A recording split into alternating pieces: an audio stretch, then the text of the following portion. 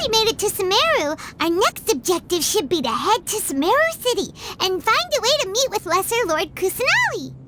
And speaking of Lesser Lord Kusanali, even though we haven't heard too much about her, she doesn't seem to be the same deity who abducted your brother. But even so, people call Sumeru the Nation of Wisdom, you know. If we can get a chance to meet the God of Wisdom, maybe she can give us some useful information. But, Paimon doesn't know the way to Sumeru City. Maybe we can climb up to that spot with the statue of the Seven on it. That'll give us a way better view of things. Even if we can't see exactly where the city is, at least we'll be able to check for some smaller settlements nearby. Wait a second. Look! There's someone up ahead! Perfect timing! Now we can just ask for directions rather than wander around like lost adventurers. Hey there! We're not from around here and seem to have gotten a little lost. We'd like to ask for some directions. Huh? Did they not hear Paimon? Hey! You over there! Could you give us some directions? Huh? What's going on here?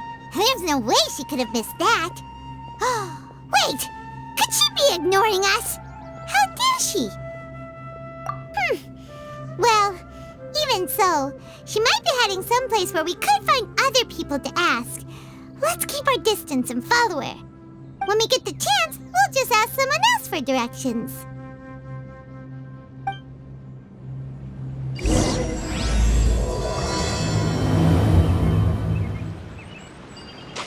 Come on, let's follow her. Just keep quiet.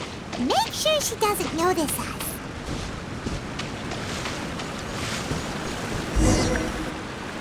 Huh? She just walked near that small waterfall and then suddenly vanished. Let's go take a closer look.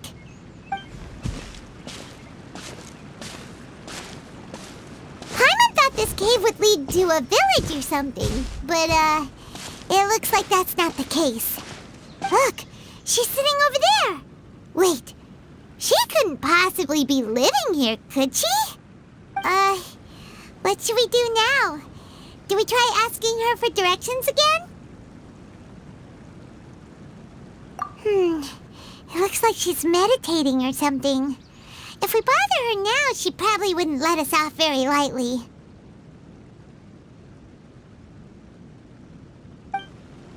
Oh! What a lovely smell! It's coming from that sensor over there. This is definitely not your typical place to call home, but at least it smells nice. Maybe living here wouldn't be too bad after all. Huh? What's the matter? You don't look too good. What? Is the smell making you feel sick? Strange. Paimon doesn't feel anything.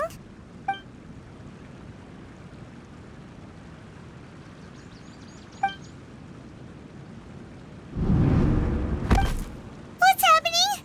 Traveler? This is no time for a nap. Oh, come on, wake up.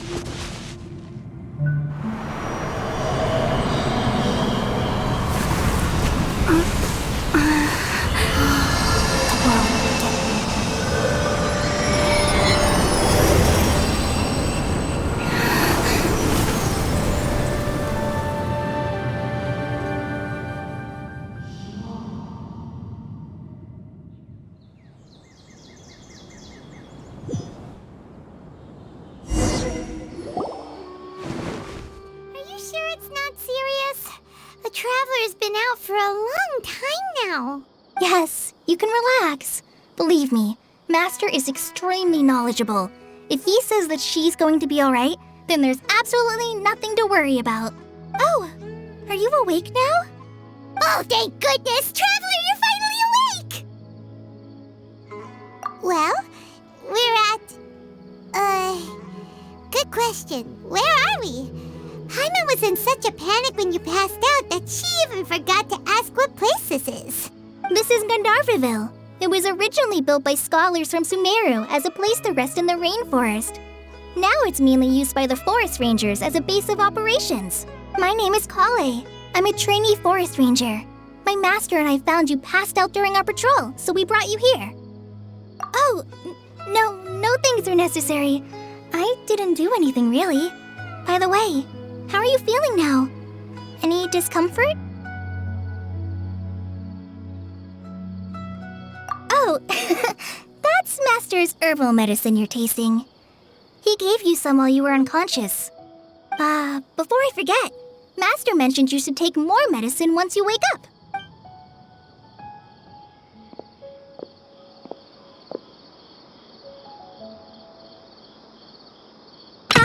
Whoops!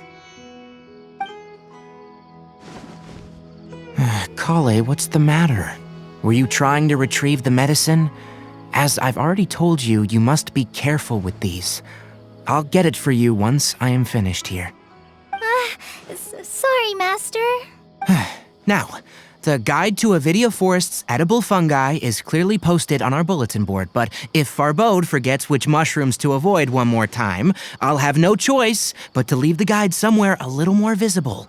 Like right smack on his forehead so others can remind him to be careful. Right? This is the second time he's come down with food poisoning this month. I'll be sure to give him a good talking to. Yes, please do. If, on the off chance, Farbode simply enjoys having little imaginary fairies dance before his eyes, then we'll just let him be. But the next time he requires any of our medicine, be sure to charge him accordingly.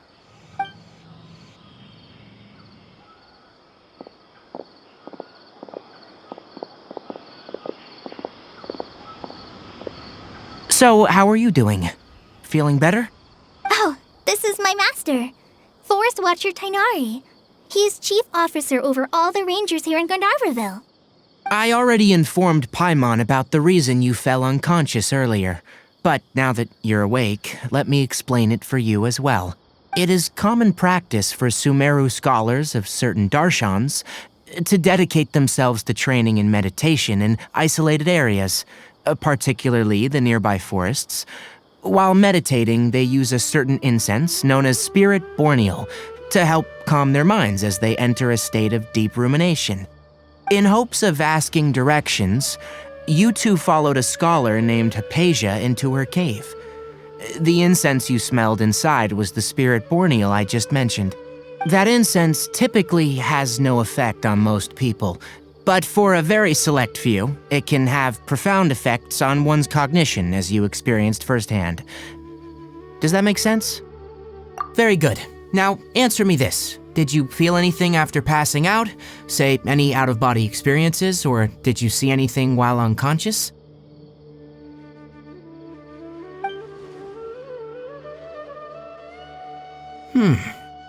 Kale, let the others know to stop bringing their patrol logs here for now. Huh? Why? Because these two will be staying here for the next few days. They can have my room and I'll bunk with Amir. Now get a move on and be sure to do as I've said. Yes, Master Tainari.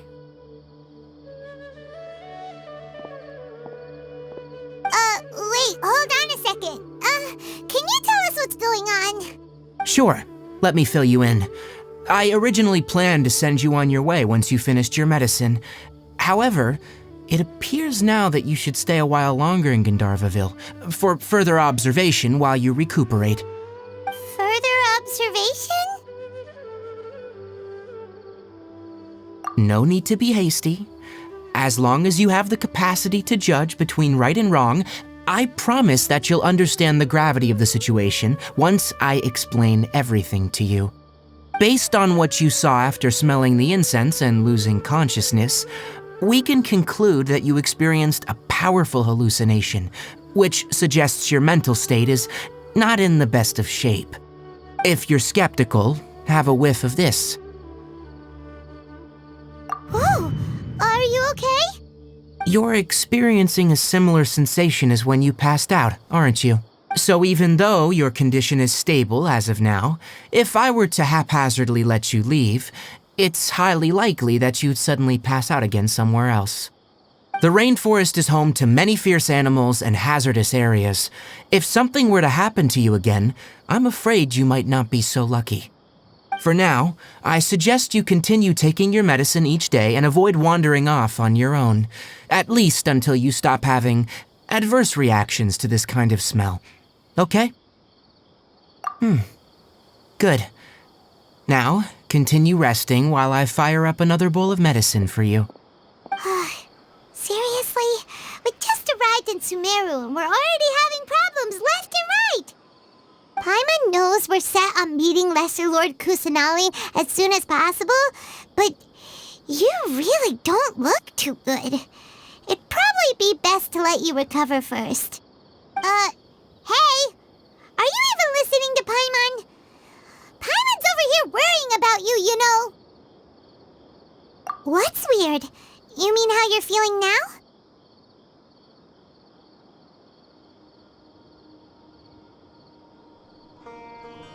You mean the vision of tree roots and red skies you saw? But if those weren't hallucinations, what could they be?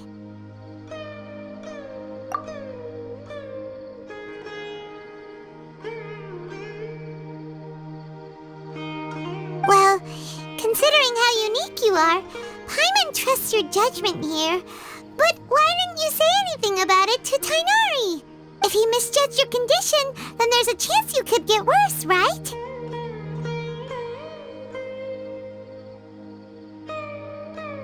Huh? You mean that Tainari already knows that what you saw weren't hallucinations? But if that's the case, why would he try to hide that from us? Oh, Paimon gets it now. That explains why you were so quiet earlier. Well, that settles it then. We'll stay here to rest up and figure out what's going on with your hallucinations. But it seems like asking Tainari might not be an option anymore. What do you think we should do? Good idea. Kale's pretty friendly. We can ask her tomorrow about what she knows regarding the Dendro Archon and customs in Sumeru.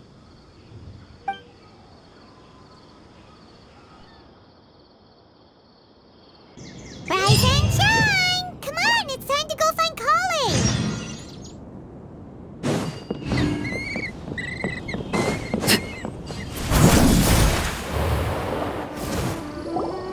All right, next let's see your right hand.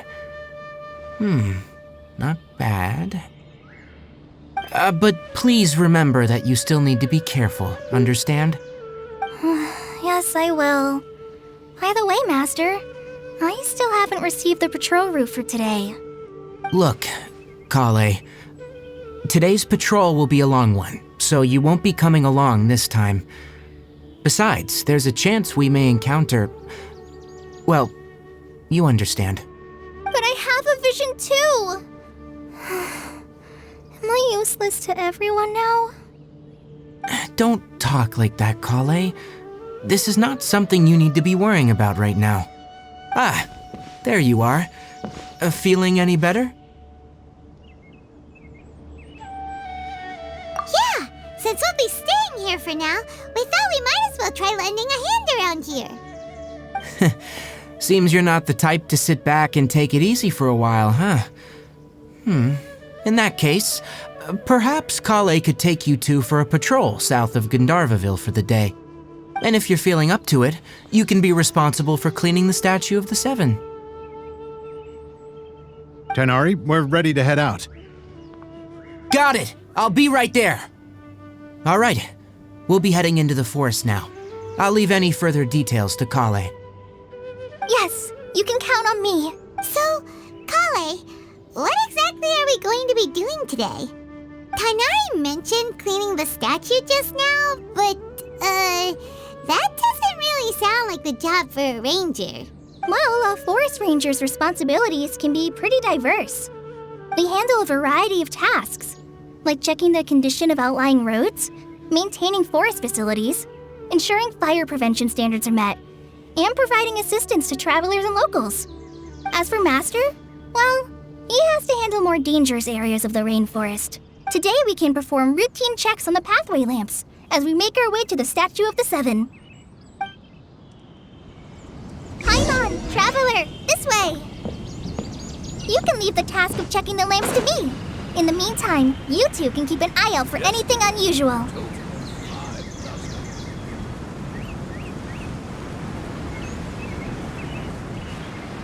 Nothing wrong with these two lamps. Let's move to the next one. Oh, this lamp seems to be getting a little wobbly. Let me make a note of it. No problems with this lamp. Good.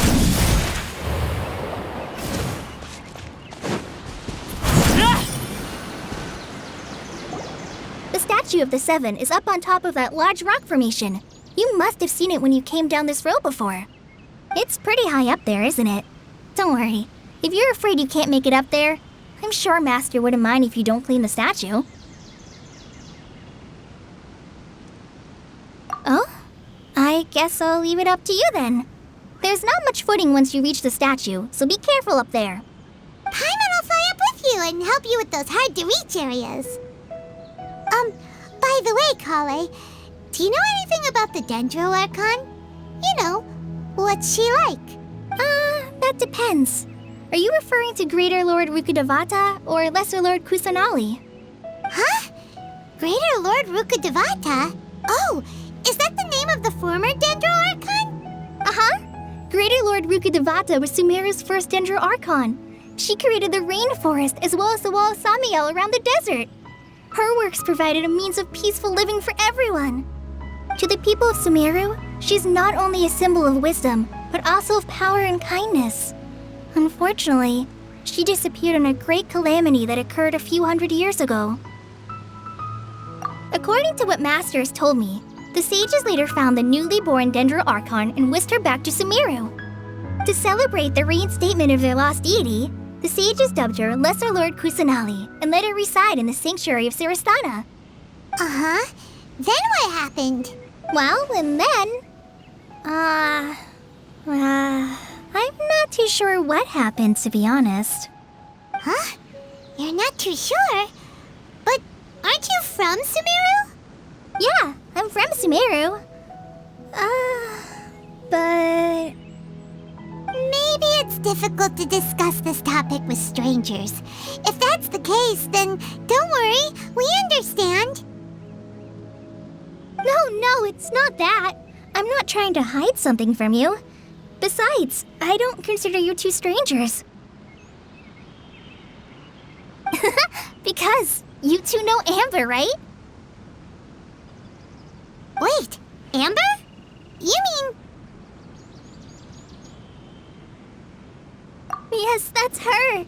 I once lived in Mondstadt for a while, and she helped me a lot during that time. You could even say that she helped me become a new person. There's no one like Amber. She lives life to the fullest while always adhering to her strong sense of justice. She's ready to answer the call for action at any moment, but is also very understanding of others. She's like the spark that lights the fire in everyone's heart around her. If you ask me, she's a prime example of a true outrider. She's the first person anyone coming to Mondstadt will meet. You can't help but be enthralled by her charm and enthusiasm, causing you to fall in love with the lands of Mondstadt and...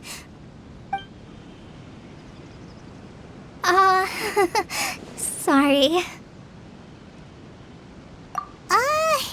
Paimon thought the work of Outriders was a little different from what you just described, but one thing's for sure, you really like Amber. Sorry. I was rambling on just now. It must have sounded kind of weird. It's alright, Kale. Knowing that you're a friend of Amber somehow makes Paimon suddenly feel a lot closer to you. So, how do you know that we've met Amber? I returned to Sumeru, Amber and I have stayed in touch by writing each other letters. In one letter, she mentioned that Mondstadt was attacked by a fearsome dragon, but the city was saved by a mysterious blonde traveler and their floating companion. I knew you two were the ones she mentioned in the letter the moment I saw you. But, considering everything you've been through that day, I thought it'd be inappropriate to bring it up. Ah, so that's how you knew. Yep, so please know that you two have my complete trust. Really. I wish I could tell you more about the Ginger Archon, but I have been away from Sumeru for some time, and I haven't read any books. Sorry. That's all right. You've already helped us a lot. We had never even heard of Greater Lord Rukkhadevata or the Sanctuary of Surasthana until you mentioned them. Oh, I'm happy that was helpful. There is one thing I want to ask, though. Why do you two want to know about the Ginger Archon? So that's why you're here. Thank you for telling me your story. Don't mention it. We are friends after all, right? All right, we have a statue to clean. You both have my thanks. While you two are up there cleaning, I'll go ahead and inspect the forest canopy. Let's meet back here shortly.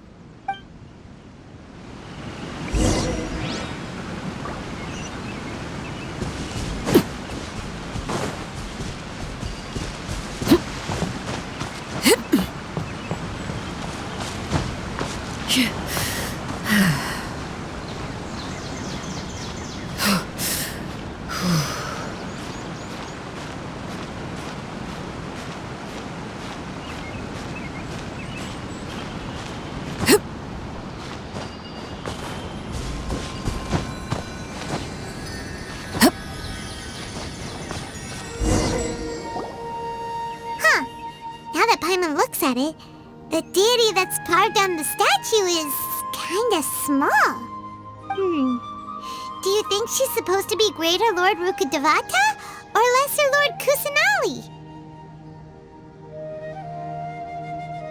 You might be right. The statue does look kinda old. Well, anyway, we'll have to figure that out later. Let's get started on cleaning the statue. Paimon will fly up and take care of the top, and you clean everything below.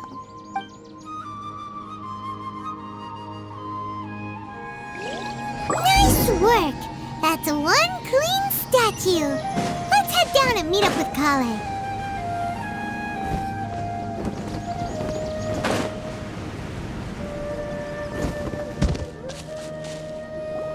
Kale, we're back! Welcome back! You must be tired after all that climbing. Let's take a little break. I brought some fruit and water for us. Yay! Food! What kind of goodies did you bring? Hey! Don't be a party pooper! It's not like Kale is a stranger or anything. Besides, the best way to compliment a chef is to show passion for their food. Xiangling taught Paimon that. I prepared a nice portable dish that forest rangers like to eat called pita pockets. I hope you'll like them. Whoops! Ah, no! You dropped it on the ground! Not to worry. I wrapped a few layers of oiled paper around each pita. They should be fine. Oh, whew. Paimon nearly had a heart attack there. Those pitas are amazing! You're quite the cook, Kale. Thank goodness you wrapped them in paper. Paimon wouldn't have been able to sleep at night knowing something so tasty had been wasted. You really know how to compliment the chef, Paimon. Since you liked it so much, I'll be sure to give you a copy of the recipe sometime. I'll even include all my personal cooking pointers, so you'll be making your own pita pockets in no time. Yay! Thanks, Kale! It's hard to believe someone as diligent as you could have clumsy moments too. Oh, I guess it happens from time to time. So, Kale, don't you think that Tainari's a little too strict with you? He won't let you touch anything without his permission. Paimon knocks stuff over all the time flying around the Traveler, but she's never said anything. Everyone has their clumsy moments. No, you've got the wrong idea about Master. Sure, he may seem a bit harsh at first, but with some time, you'll see that he's actually very kind-hearted. I've heard the veteran rangers say that Master is from some ancient and mysterious race that is known for their cunning wit and reclusive nature, but Master is actually very kind at heart. Oh, by the way, you've heard of the Academia, right? Well, there's a group called,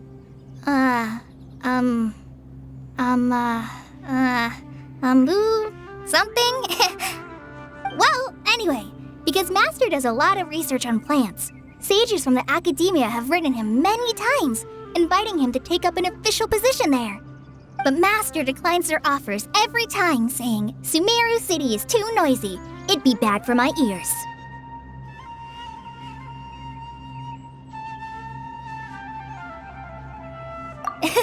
Seems you already know him well. Anyway, I'm sure the sages were not happy about his responses. Master could obviously have a bright future in the Academia, but he insists on sticking to the path of a forest watcher. Every day he helps the locals of the forest and passes on his extensive knowledge to trainees like me. In fact, Master's the one who taught me how to make pita pockets. Really?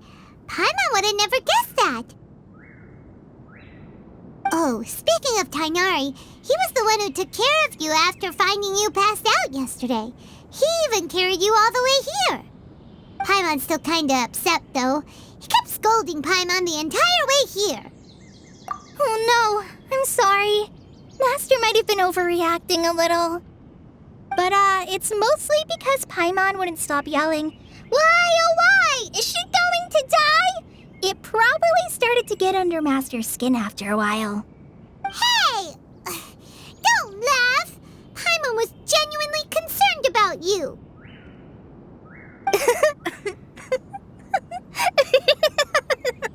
Hey! Now even Kale's starting to laugh. Ugh, that's it! Paimon won't forget this! It's time for some primordial wrath! No! Don't touch me!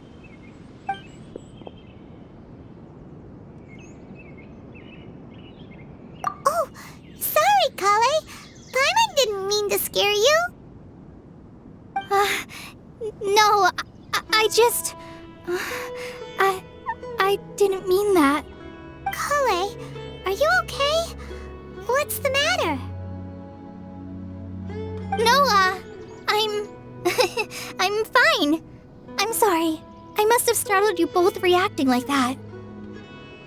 Oh, well, it's getting late now. Let's hurry back to Gandharville. I think Master and the others should be back by now, too. Huh?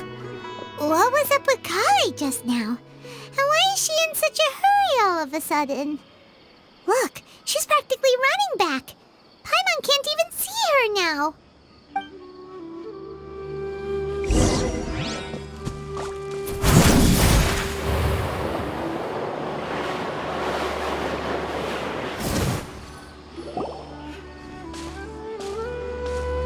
Ah, Traveler, you've returned.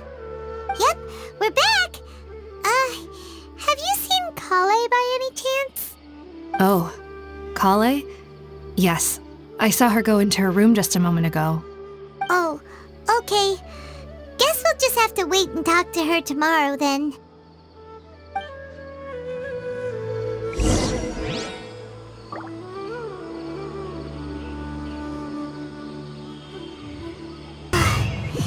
Paimon was thinking all night about what happened with Kale, and still can't figure out what the problem might be. Maybe she's in a better mood now. Ah, it's you two. I was just about to go look for you.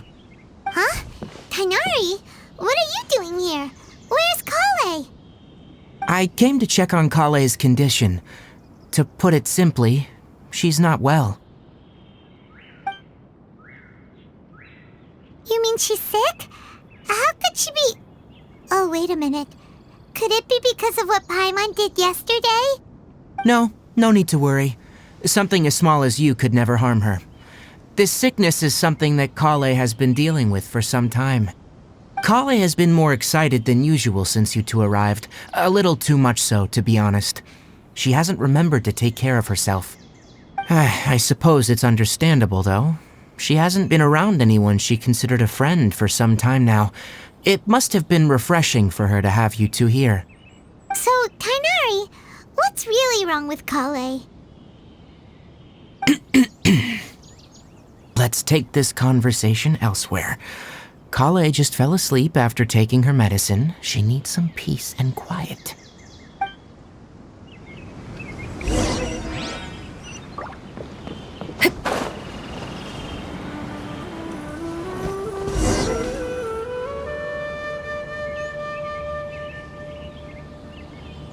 All right, let's continue our conversation here, shall we?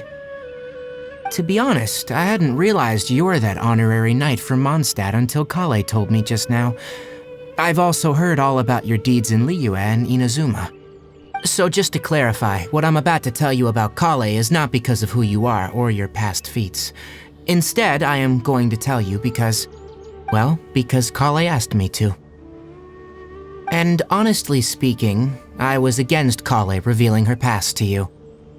But she insisted, saying you two treated her with sincerity and as a friend. So now she wishes to reciprocate the gesture. So, Tainari, what exactly is wrong with Kale? You said this is something she's been dealing with for some time. Just how serious is it? Right. Ever since she was a child, she's been afflicted with a disease called Elazar. Elazar? Yes. It's a disease unique to the lands of Sumeru. It is characterized by dark and hardened scales that form on the body. At first, the afflicted may only feel mild numbness on affected areas of the skin. However, as the disease progresses, one may begin feeling fatigued and even experience peripheral paresthesia. In its final stages, the disease strips a person of the ability to control their own body, and they effectively become completely immobile. That sounds terrifying.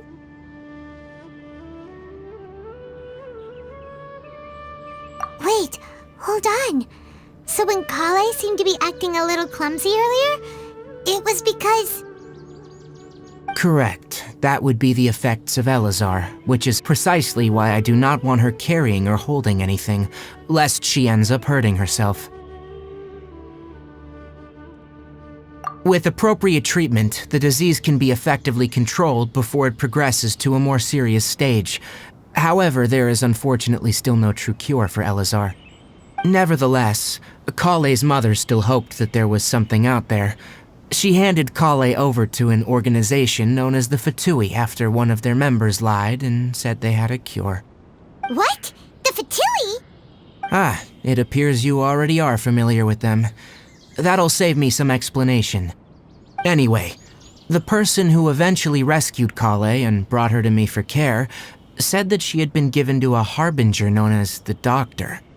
I have no idea how this doctor managed to do it, but her case of Elazar was completely stable for all the years that Kale was with them. However, Kale's days with the Fatui were anything but pleasant.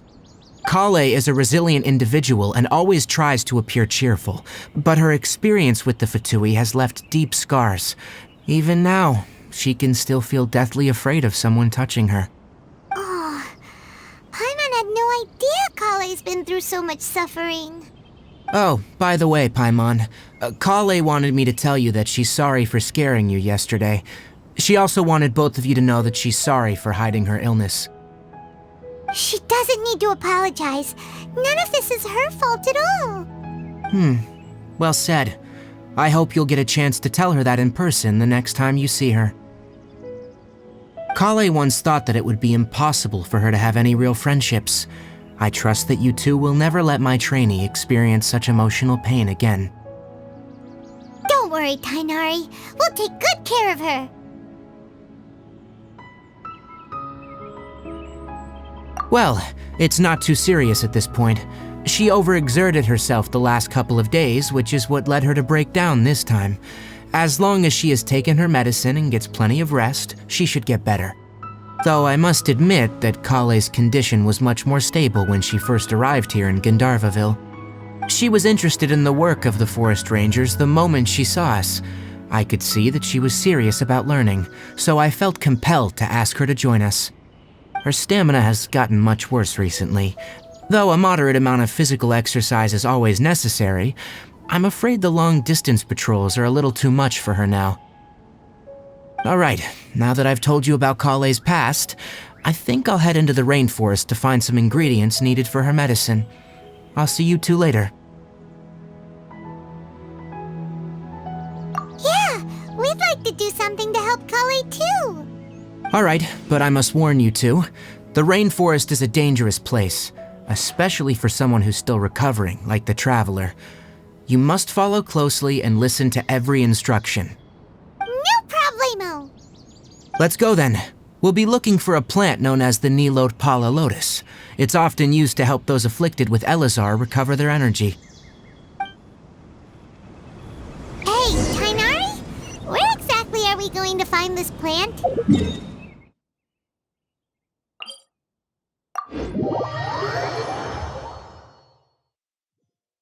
Nilot Pala Lotuses can be found all over the rainforest, but it often grows right here around Gandharvaville. Given the name, it sounds like we should be looking for it in the water. You are correct. The Nilot Pala Lotus grows in the water. When fully matured, they look like giant blue flowers floating on the water's surface. Quite an attractive species, if you ask me. The large petals are actually the plant's leaves and sepals, which surround a very small flower. You should note that many of the plants found in Sumeru have names that are contrary to their species. Take the Calculata, for example. The plant is not a lotus at all, but rather a vine. And then there's the Sumeru rose, which is not a rose, and is completely contrary to its name. Oh, okay then. Notabat. There should be Nilot Pala Lotuses growing somewhere in this area. Let's split up and begin searching. If you could manage to gather 4 of them, that would be sufficient. We'll rendezvous here once you've gathered the needed amount.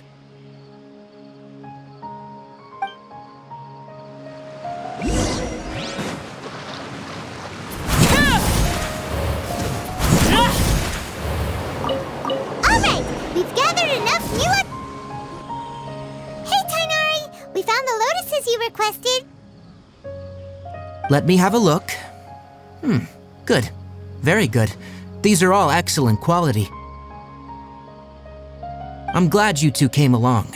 Your exploration experience helped save me a lot of time here. It seems we even have enough time to stock up on other things I need. Hey, Tainari! Oh, Tainari! Someone's calling your name! They're dressed like a forest ranger. Ah, yes, that's Amir and the others. But didn't they just set off not too long ago? What are they doing back so early? Let's go find out what's going on.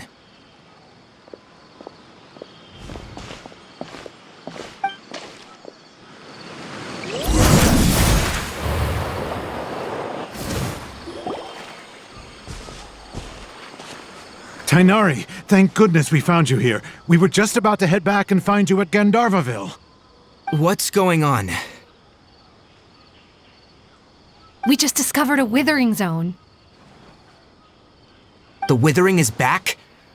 But the patrol route you were on should have been already cleared just a week ago. It reappeared so quickly. Can you tell me the exact location?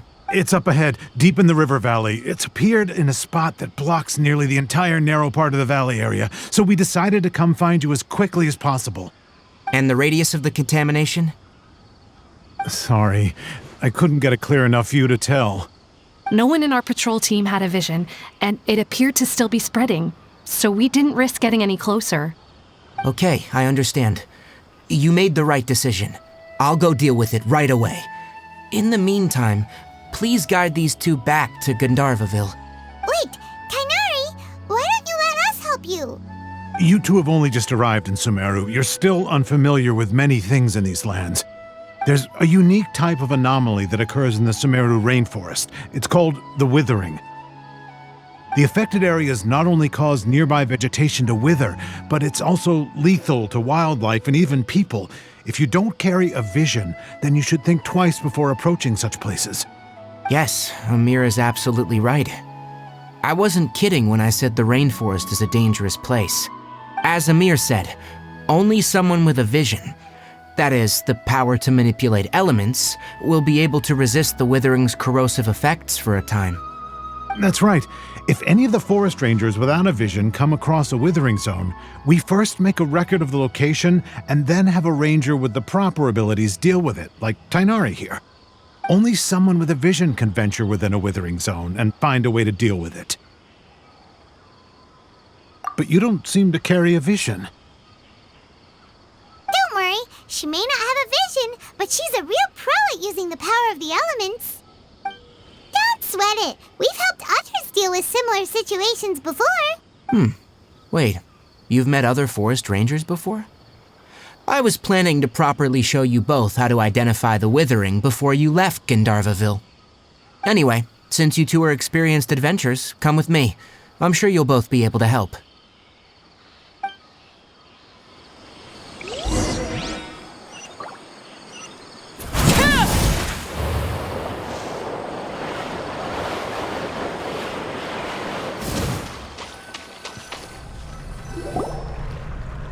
Hey, look! That gloomy area over there looks like a withering zone. Even though Paimon's seen one before, it's still kinda scary. All right, Traveler, we're about to enter the withering zone. Since you already have experience dealing with these things, you should already know what to do. But please remember, don't push yourself. If at any point it becomes too much, return outside the zone and take a breather. It could become a matter of life and death. You ready then? Let's go.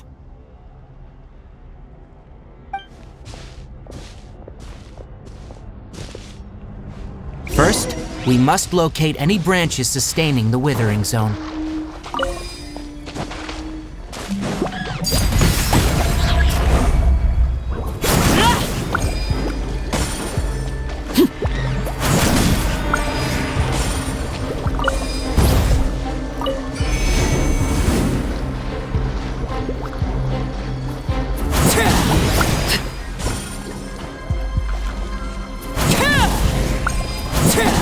Great work.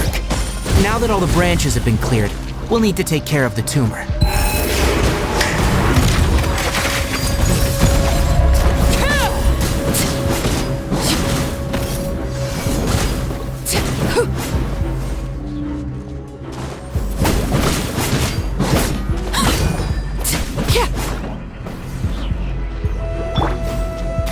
Give up.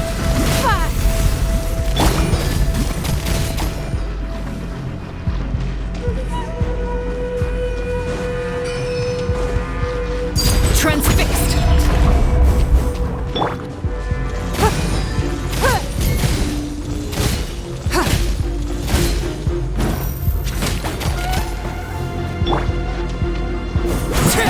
Now, destroy the tumor of the withering.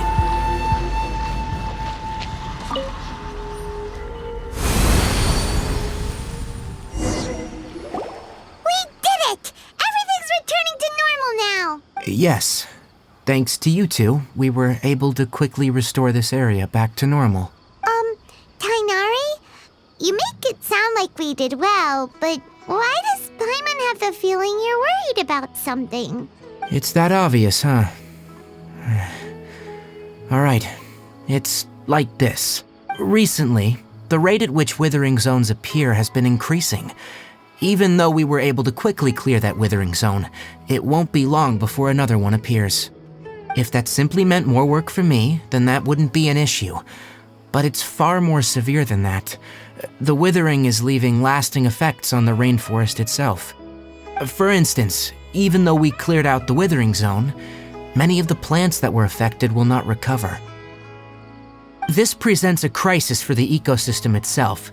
Many plants in the rainforest are already in decline, directly impacting the wildlife that depends on those plants. And most disturbingly, as the appearances of withering zones have started to increase, Kale's case of Elazar has also become more serious. Huh? But why's that? I'm still not sure of the exact reason. However, I've received word from acquaintances at the academia that similar cases are being reported for patients with other conditions. No, none that we know of. The withering has been recorded in Sumeru for millennia. It's said that it originates from the depths of the world. Oh, by the way, have you heard of Irminsul before?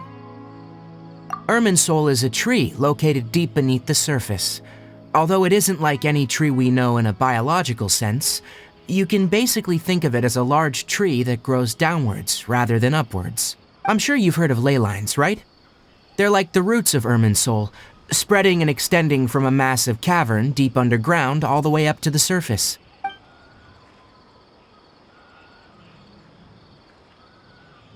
Ley lines continually absorb the memories of this world, which are then funneled into Irminsul, allowing it to collect knowledge and wisdom from ancient times to present day. The Dendro Archon is known as the god of wisdom because her consciousness is directly connected to it. It is also said that the Dendro Archon's power is a manifestation of Irminsul. And as for the withering, its emergence is related to a disease that's affecting it. That's right. My ancestors learned of this from Greater Lord Rukkhadevata's familiars a long time ago, but even those mysterious creatures did not know of a cure for Irminsul. I'm afraid we Rangers will be battling the withering zones here for a long time, until a cure is found. Alright, that's enough on this topic for the time being. Now that we've taken care of things here, it's time for us to head back to Gandharvaville.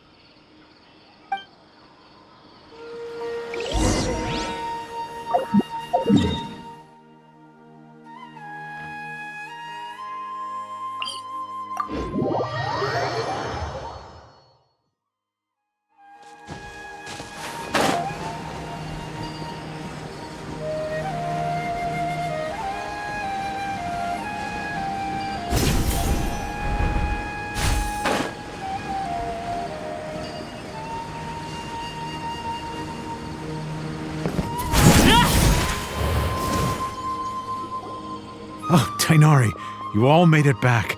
How did it go? The withering zone you reported has been taken care of. No need to worry. Huh? Wait, is that? Oh no, Hypatia!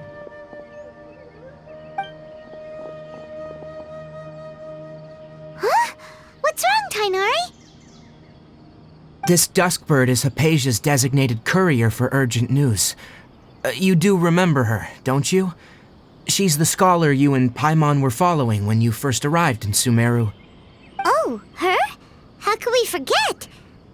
So did something happen? Let me see what's written in the letter first. So what's it say? And what's with that weird expression on your face?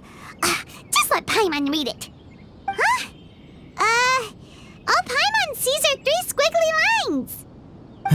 Yes, allow me to explain. After we brought you from Hypatia's cave to Gandharvaville, Hypatia resumed her meditation. She must have just finished. It's been nearly 3 days since she's had anything to eat, and it appears she's forgotten to prepare some rations. This letter is her asking us for help. We need to go. What? You mean she's been sitting there for 3 days? Hey, wait, how did you know all that from just a few lines on the paper? Well, obviously because this has happened before. Last time she drew 5 lines, and by the time we found her, well, I'd prefer not to remember that. Needless to say, Hypatia's been through worse, but we should still get to her as quickly as possible. I've got some emergency rations set aside for times like these. Paimon, Traveler, could you two bring these to her? Wait, you want us to bring her the rations? But will the Traveler be okay if her cave is still filled with that funny incense?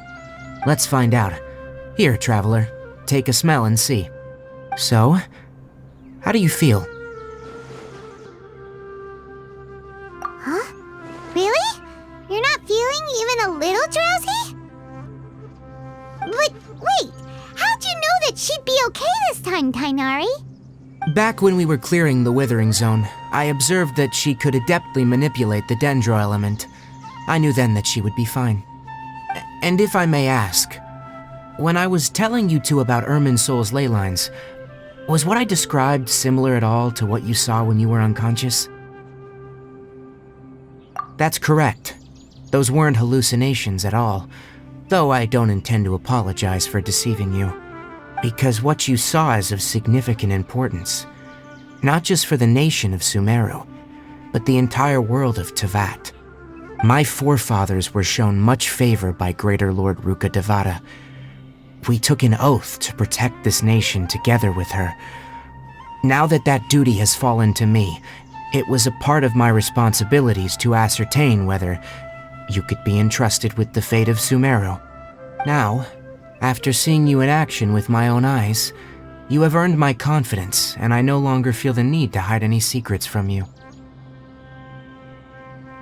When you passed out, your consciousness had connected directly with Irminsol. What you witnessed were actually real memories contained within Irminsol itself. I could try to tell you more, but it would be better if you went to ask Hypatia instead. Her focus on meditation and use of Spirit Borneal are aimed at establishing a connection with Irminsol, just as you did. That sounds nice and all, but will she really help us? Seriously, she completely ignored us the last time we tried talking to her. That was because when you ran into her, she was in a special phase of her training. During that time, she must avoid communicating with others. Please, wait here for a moment.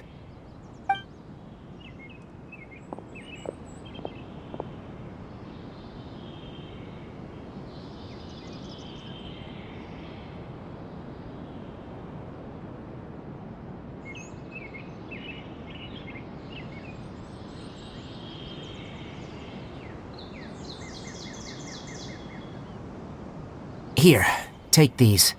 It's a meal I packed for Hypatia, as well as some other ingredients. I'm sure it'll come in handy.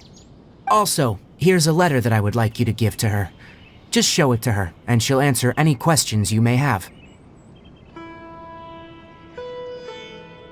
No, I should be the one thanking you. You've both been a great help these last few days.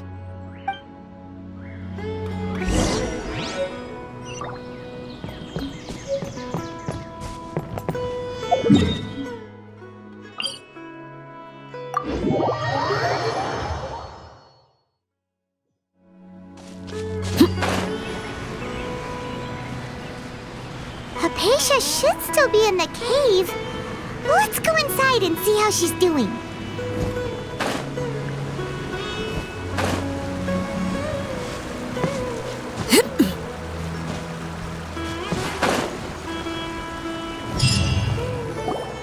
Hello?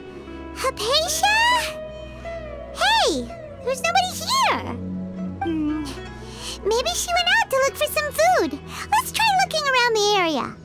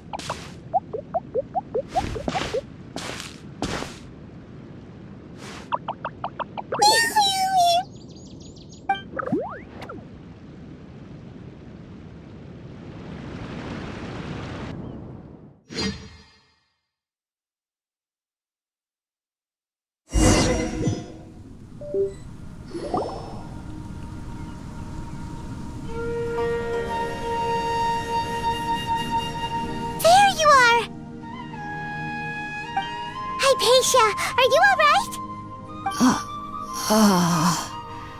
So hungry. Need water. There's no way we can get her to eat in her current condition. Let's try finding some water first. Huh? Wait, Why does it look super foggy outside all of a sudden? Anyway, let's go look around.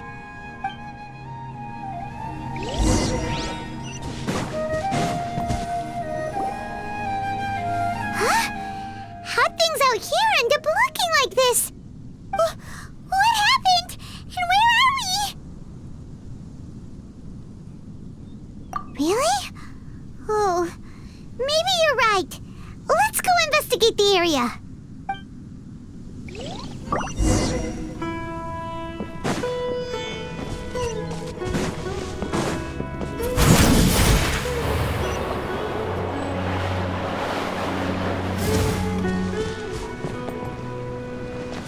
Wow, this place is huge. Paimon knew there's something off about that cave. Let's think of a way to get over there and have a closer look. Who knows? Maybe we'll find a lead of some kind.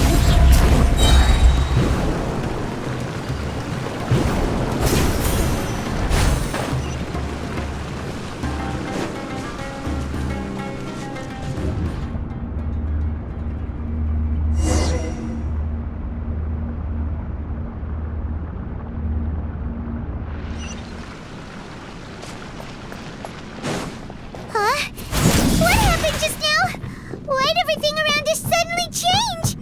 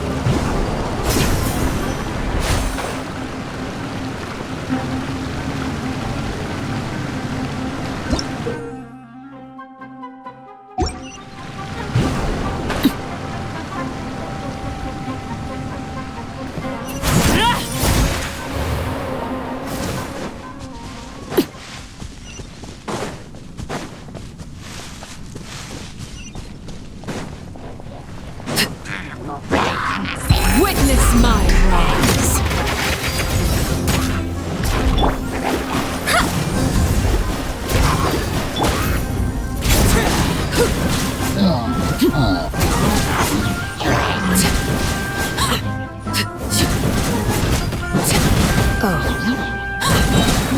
Everlasting as the moon. Laid bare.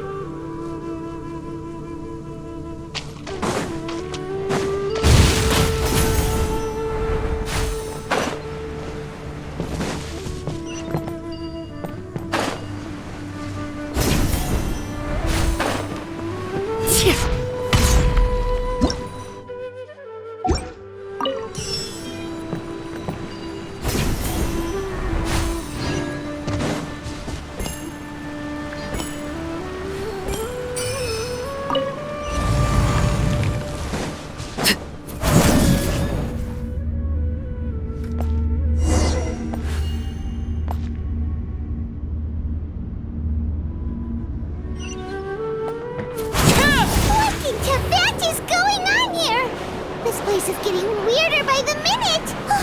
Hey, what's the matter? You don't look so good.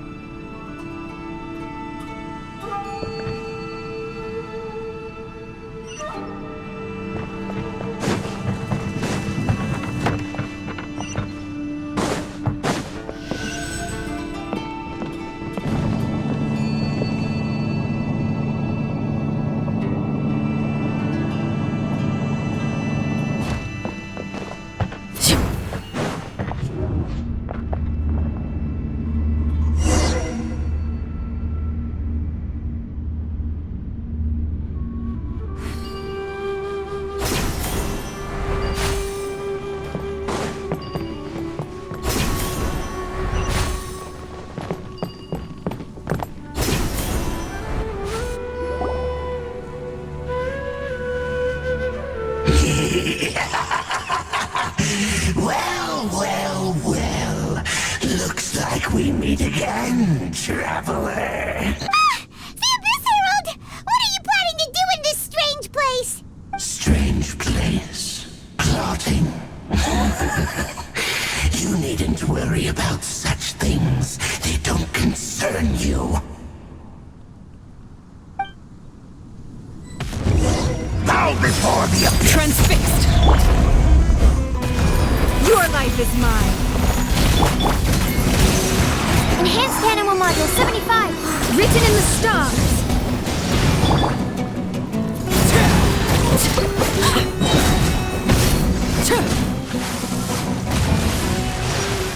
Witness my rise! Don't waste my time.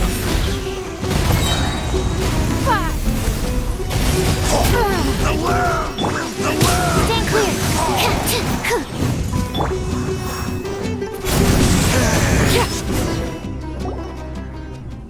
Huh? Why can't we beat this guy? Oh, Paimon doesn't get it! We faced others like him before! What's wrong this time? Traveler, though you may have managed to avert countless crises before, your good fortune was bound to end sooner or later. It's time you realize how weak and powerless you really are. Your brother. Oh, pitiful traveler. Are you really so ignorant? Or are you just living in complete denial? His Highness has long since forsaken you.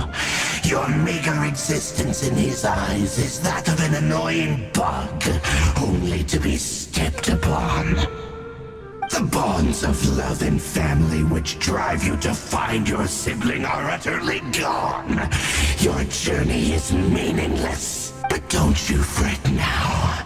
Today will be your last. Now die!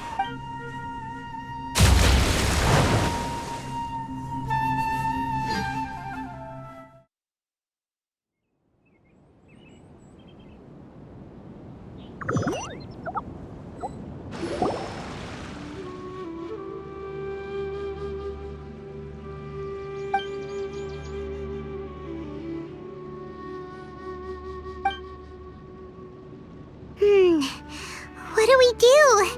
We haven't seen Hypatia anywhere out here. Oh, there she is! Quick, let's see how she's doing. So sweet. Well, the good news is that she's still conscious. Hey, why'd you drop her food on the floor like that?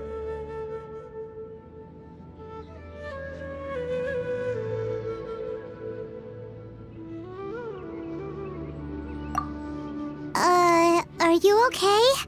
That's really not like you. Anyways, we can talk about this later. We better make sure she's all right first.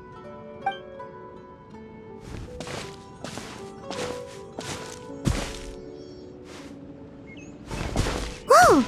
Wait a sec. Look at all this fruit lying around her. We can put that to good use.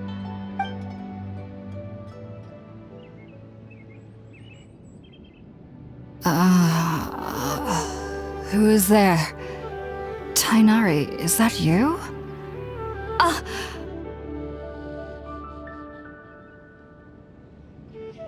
Huh? It's okay. You can relax, Hypatia. Tainari sent us here to bring you some food and water. Here, we have a letter that he asked us to give you.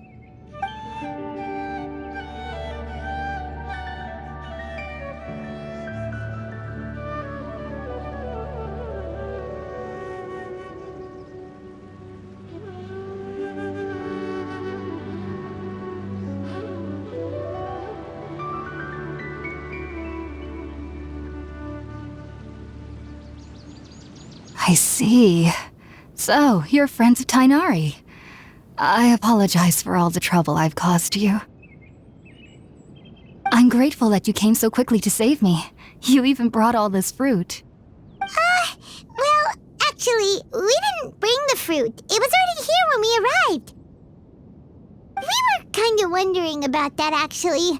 When we found you here, there was all this fruit lying around and even some juice dripping from your lips. How did you end up like this anyway? Oh, really? I seem to understand now. All the fruit was likely from my, neighbor. Must have come by and saw me like this. Your neighbor? You mean there's someone else living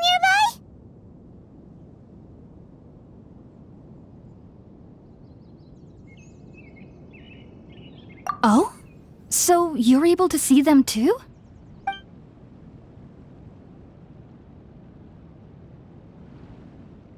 Wait, hold on a second, Traveler. You say that before we arrived, you saw some mysterious creature and suddenly had a strange dream? Isn't that a little too crazy to believe? No, I actually do believe what the traveler is saying. I myself had a similar experience once before and ended up scaring my timid little neighbor here. You needn't worry. They mean you no harm. They only dragged you into the dream because they hoped to buy themselves a little time in order to scurry away. So, Hypatia, just what kind of creature is your neighbor exactly? I'm not sure what it's called, to be honest. But I do know that they have some sort of deeper connection with the Dendro Archon. I know this because the first time I saw them was also the exact day my consciousness was able to form a connection with Irminsul. Even after I opened my eyes and stopped meditating, my heart was still pounding, and my mind was racing with all the knowledge that I had touched. And at that very moment, I suddenly noticed a small figure at the opening of the cave. In my curiosity, I began to walk over to the creature. They must have already been used to me living in the cave, because they didn't seem to mind me approaching them. They just kept doing whatever they were up to. It wasn't until I crouched down next to them that they suddenly realized that I could see them. Oh, and then? And then I had a dream. By the time I came to, they were nowhere to be seen. I was convinced they'd never show up again. But sure enough, I saw them nearby a few days later. And they weren't alone.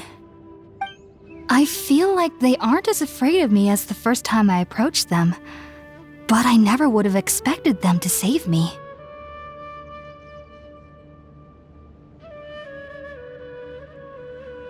Yes, no doubt about that. By the way, Tainari mentioned in his letter that you had questions for me regarding Irminsul.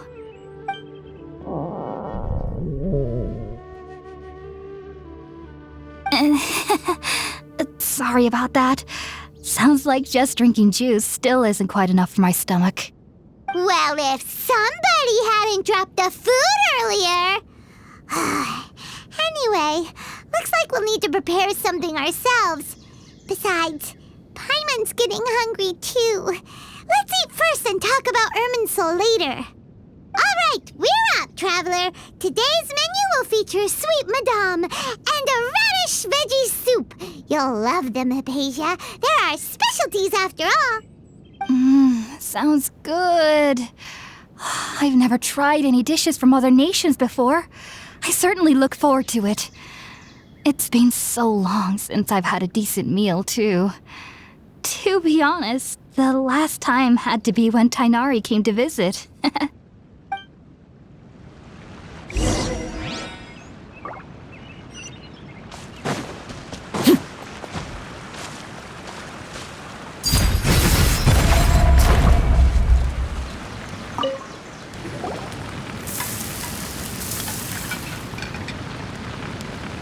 All done! Let's use the empty box that Tainari gave us since we already watched it. Oh, it smells amazing! And the box is a nice touch too! Let's go serve this up and start eating with Hypatia!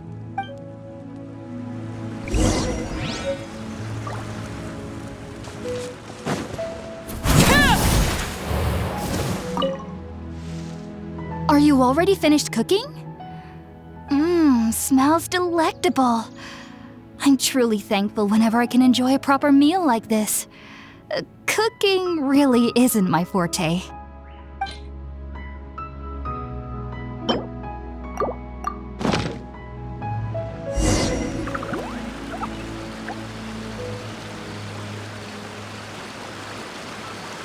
Even though everything you mentioned was in Tainari's letter, it's still hard to believe you were able to connect with Irminsul immediately after smelling Spirit-born eel for the first time.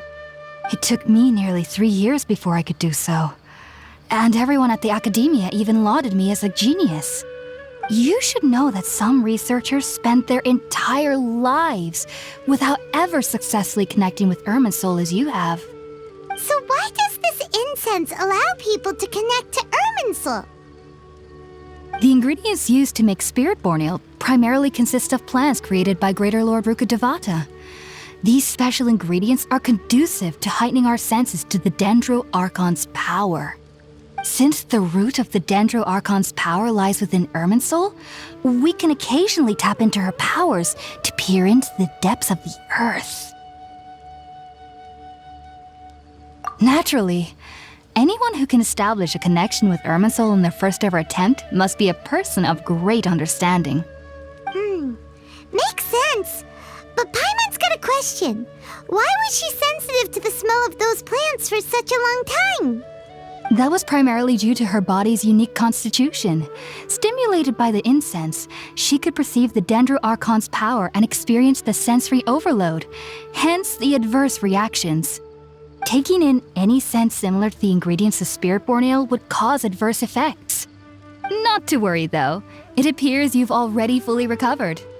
Technically, your body should still be sensitive to the powers of the Dendro Archon, but unless you're using intentional meditation techniques, the scent of Spirit-born eel should no longer trigger such reactions.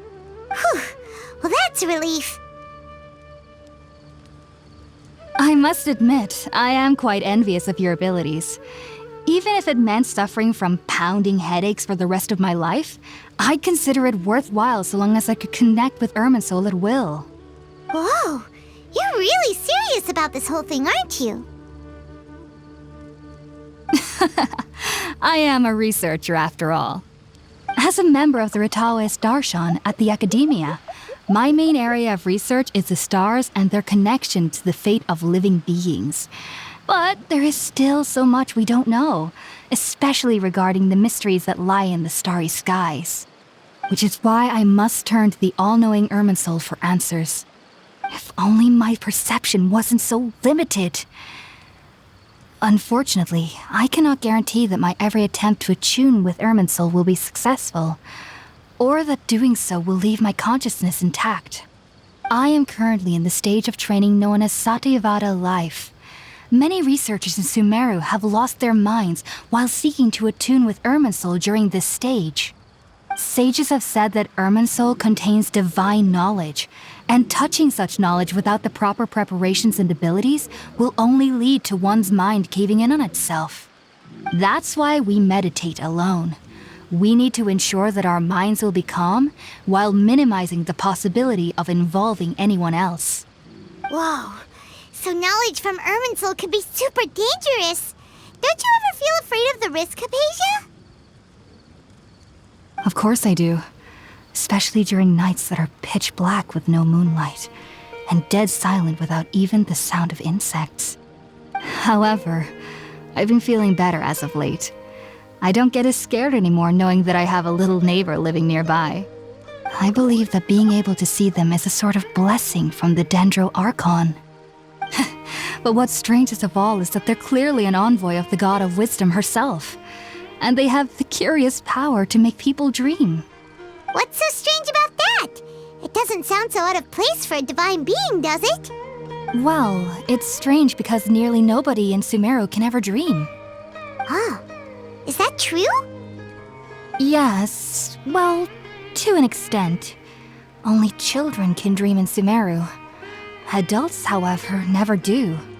The sages say that wisdom implies rationality, but that which occurs in dreams is often neither rational nor logical.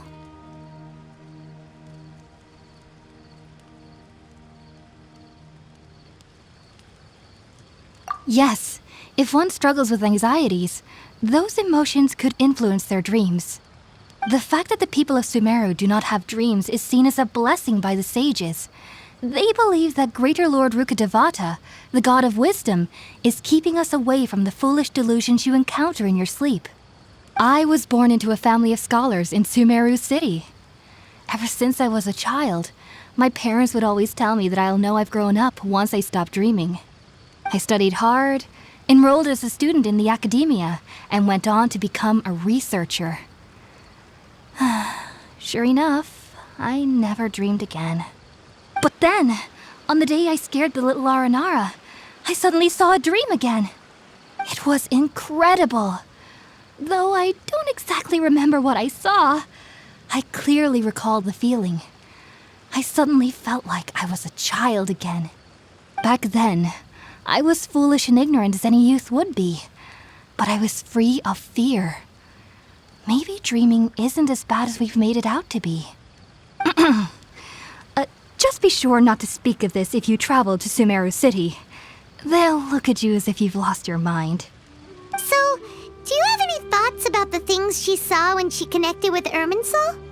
Sorry, I'm afraid I don't have any answers as of now. All I can say is that what you saw is a memory contained within Irminsul itself. World forget me.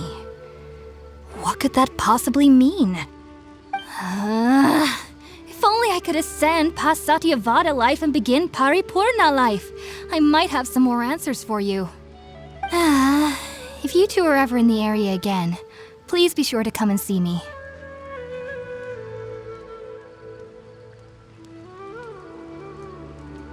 There's no need to be thanking me. You two are my saviors. Besides, I'm already looking forward to tasting some more of your cooking.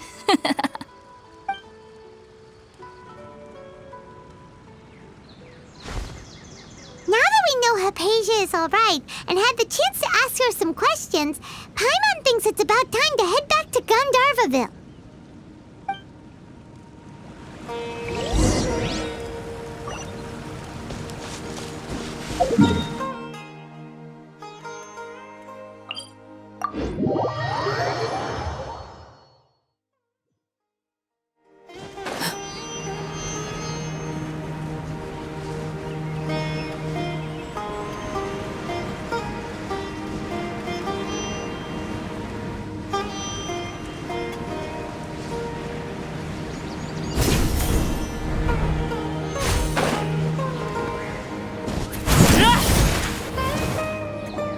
Think about it, Tainari. Refusing to join is tantamount to burying your head in the sand.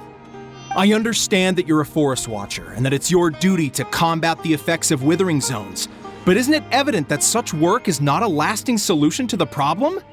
As Sage Kage clearly stated, your presence and guidance in Sumeru City is pivotal in finding a cure for Irminsul. How could you possibly refuse?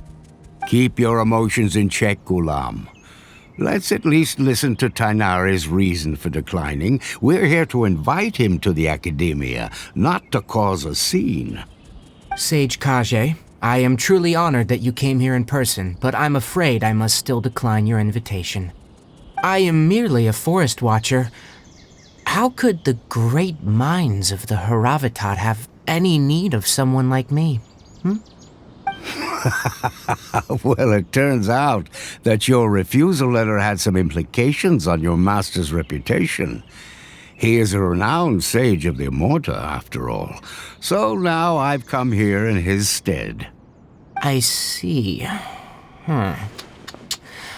Well, I figured that given his temper, he would come here and berate me personally. Tighnari, your master is an integral part of this effort, and now he requires your assistance.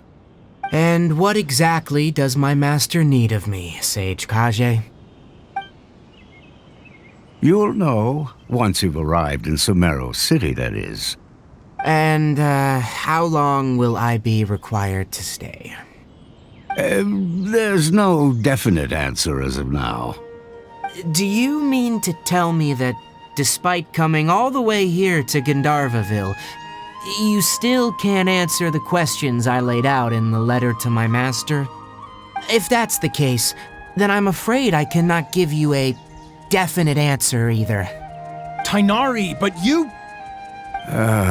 So be it. Come, Gulam, we're leaving.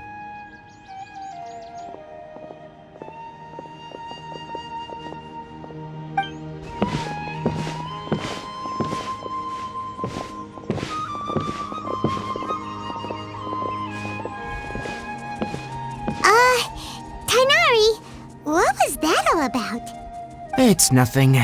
Some people from the academia wanted me to go to Sumeru City to assist them with a project, but I had to refuse on account of all my responsibilities here. But all that can wait. How did things go with Hypatia? It was quite the eventful trip, but the main thing is that she's safe and sound. She answered a bunch of questions for us, too. Very good. Now that the Traveler has made a full recovery, there shouldn't be any reason for you to tarry here longer. I assume you will be heading to Sumeru City, correct? That's right! We want to meet Lesser Lord Kusanali and ask her for advice. Do you have any idea on how we can find her? Sorry, I'm afraid I don't have any advice for you there. Well, do you at least know anyone we can try asking in Sumeru City? Let me think. My trips to Sumeru City have been fairly short, and most of my acquaintances are researchers. Oh, how about this? I'll write you a letter of introduction that you can give to a researcher I know. He's from the Immorta Darshan and is adept at gathering information. Asking him might prove worthwhile. Also, when you enter Sumeru City, you'll probably end up receiving something like this item here. I'm not sure if it will ever come in handy for you, but maybe you can give it a try. Oh? What is it? It's called an Akasha Terminal. It's a tool produced by the Academia that utilizes the legacy of Greater Lord Rukkhadevata. Some say that this item is the very basis of Sumeru's reputation as the City of Wisdom. Needless to say, this device and its usage fall under the Academia's expertise, so I'll leave it to them to show you how to use it. Great! Next up, Sumeru City! Oh, that's right! Tighnari, we have something important to say to Kale before we leave. Is she doing better now? Yes, she's doing much better. After being confined to her bed all this time, I thought a little walk would do her some good. Last I saw her, she was taking the path towards the North Crossing. She knew you two would be leaving soon, so she must have wanted to see you off. Thanks, Tighnari. All right, let's go! Farewell, and good luck to you both.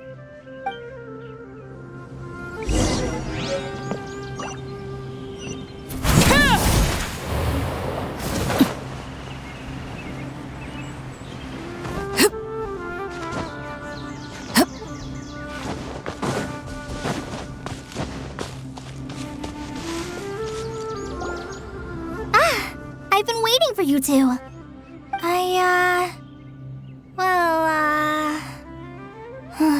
Never mind. I guess I should just wish you two a safe and successful journey. Thanks for waiting here just to see us off, Kale. We're headed to Sumeru City. Don't worry about me. I can take care of myself. My condition won't be getting in the way of my duties. I want to be a forest ranger after all. It's up to me and the others to protect the rainforest here. And, I'm sorry. I should have told you both about my condition when we first met. I just wanted you two to treat me as a normal friend, not some girl that needs your sympathy. But I guess now I understand that the most important thing is for friends to be genuine with one another. There's no need to apologize, Kale. We should be thanking you for trusting us enough to be your friends and sharing your past with us. We're probably still gonna worry about your condition, but that's because we're friends and we care about you. Thank you. That means a lot. Before you leave, I have something for you. Oh? What is it? It's my recipe for pita pockets. I told you that I'd give you a copy, remember? My handwriting is a little, messy, so please don't laugh. Yay! Thanks, Kale. Now we can eat those scrumptious little pitas whenever and wherever we like. I hope that whenever you eat them, you'll both remember your time here in Gandharvaville. Well then, I, trainee Forest Ranger Kale, bid you both farewell. Please visit Gandharvaville again. The Rangers will always be ready to assist you here. 2,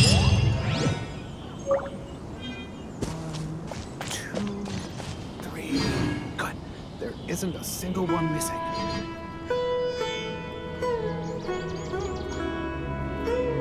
Unless you'll like what you see.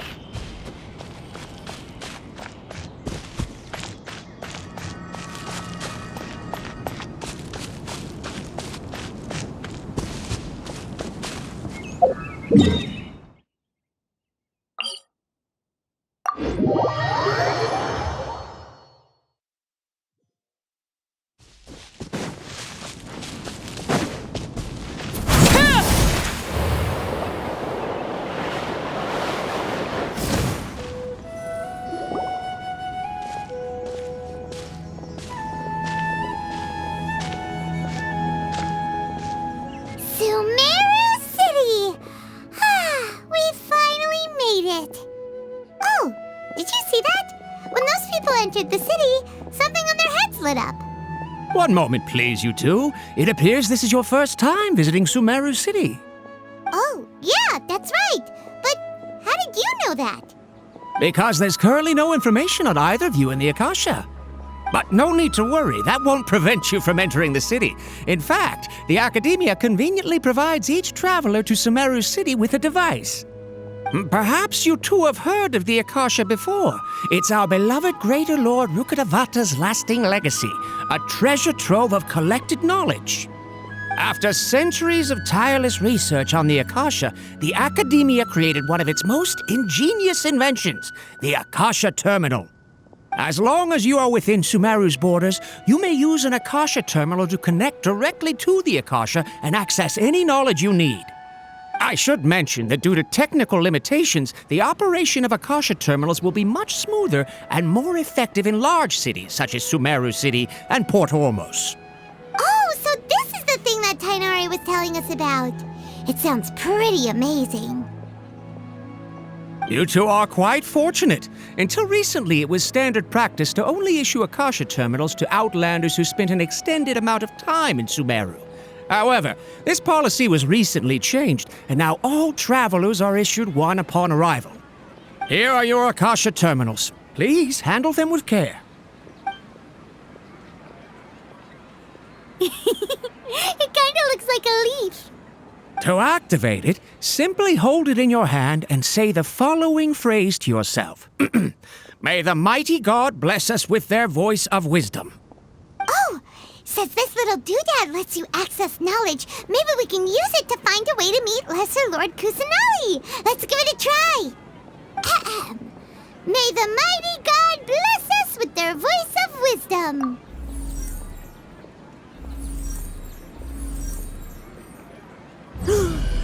Whoa!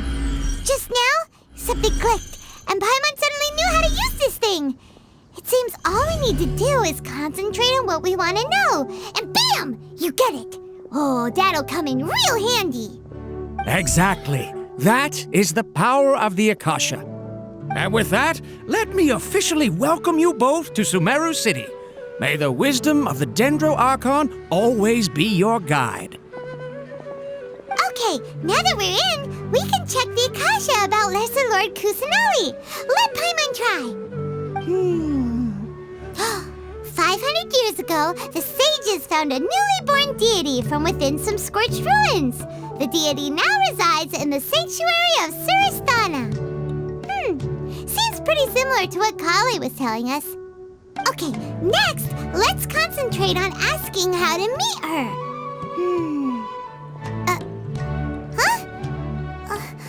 Paimon doesn't sense anything. The Akasha didn't respond to Paimon's question. Oh, come on! Ugh. Focusing on this question feels like when you have something you're trying to remember and it's on the tip of your tongue, but you just can't think of it. Ugh, Paimon's brain is exhausted.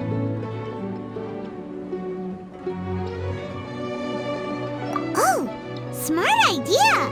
But what are you going to ask it?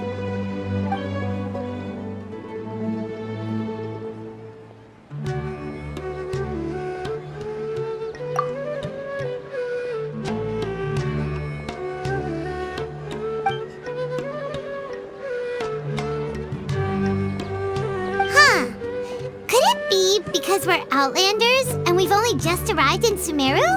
You know, maybe we're not qualified to receive an answer to this sort of question or something.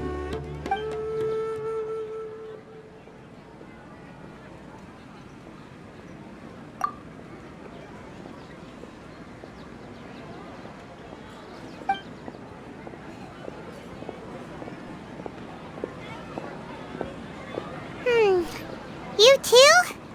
Well, glad it's not just Paimon.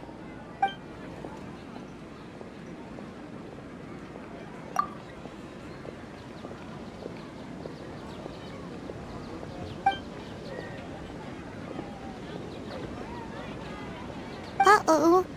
Paimon's getting all teary-eyed all of a sudden. It feels like the people of Sumeru really miss their Archon. Well, seems no matter which way we try, we can't find anything that'll lead us to Lesser Lord Kusanali. Guess our only choice now is to try meeting with the researcher that Tighnari recommended. He's from Sumeru and even has a position in the academia. Maybe he'll be able to access more info from the Akasha. Let's see. Tighnari wrote an address on the letter's envelope. Oh, it's not far from the city's gate. Let's head over and have a look. Hopefully he's at home. To make it as a small business, you have to accept a little less profit and sell a little more. Hello, are you Rohawi? Yes, that's me. Can I help you? Great! You see, Tighnari sent us here and... What? Tighnari? Please, there's no need to say anything, really. Sure, I admit that the article I published last month wasn't my best work, and maybe the data didn't produce the most convincing results, but...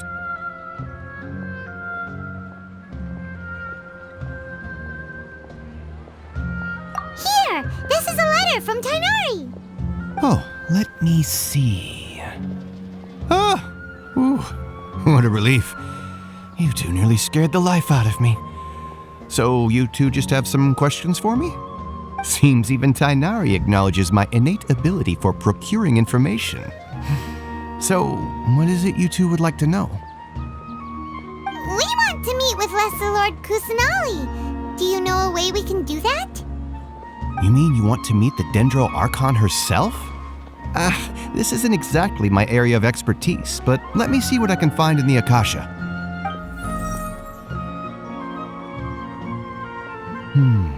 Sorry, the Akasha didn't respond to my query. What?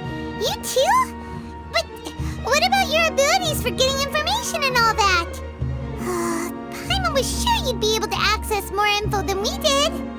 Well, as I said, this isn't my area of expertise. I am but a lowly researcher, so the Akasha doesn't see a need for me to know more about the Dendro Archon. All I know is that ever since Lesser Lord Kusanali returned to Sumeru, she's never left the sanctuary of Surasthana or made a public appearance. Didn't expect her to be such a mysterious mysterious figure? The Dendro Archon is somewhat of a recluse.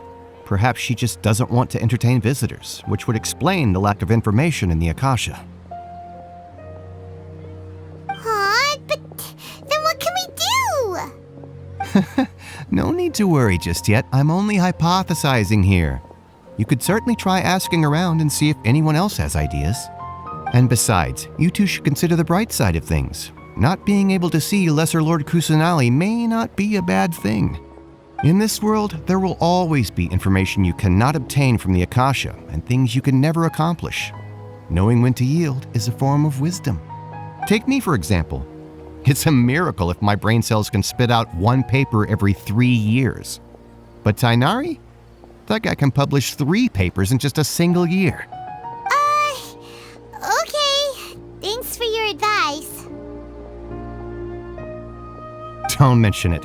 If you two ever want information about things like who's been promoted within the academia or relations between the 6 great sages, come find me. Hey, come on! This is a survival skill at the academia. Oh, Paimon's expectations were pretty low, but this is so low it's like digging holes in the dirt. So what do we do now? Even if we want to talk to someone, we don't know anybody here. Huh? Like who?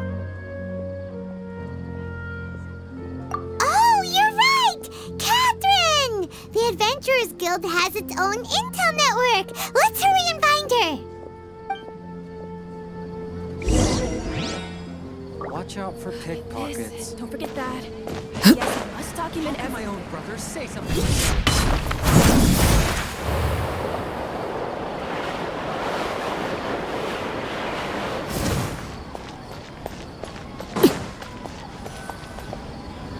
Ad Astra Abyssosk.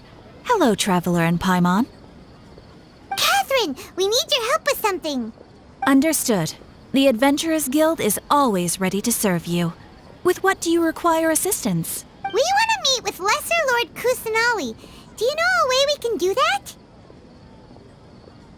You two wish to meet with Sumeru's Archon. Understood. Please wait.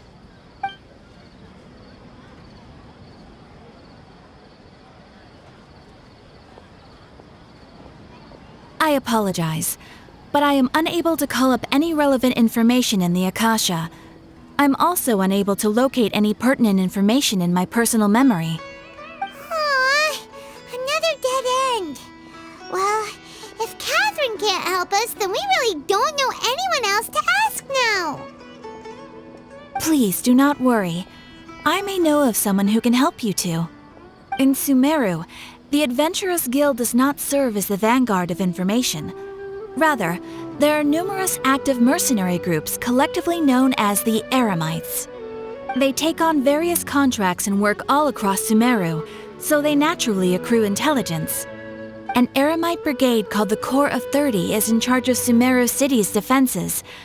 Not only are they the oldest brigade, but they are responsible for managing and coordinating the affairs of all other mercenary brigades. Corps of 30? What a weird name. Supposedly, they are named as such because their ranks numbered 30 at their inception. Asfand, an advisor with the Corps of 30, maintains good relations with the Adventurers Guild. Though he's already retired, he and his words carry great weight within mercenary circles. If you'd like to get in contact with him, you can find him at the Corps of 30's headquarters, the Citadel of Regzar. You're welcome. I wish you two the best of luck. We look forward to your exploits in Sumeru. All right, off to the Citadel of Regzar we go!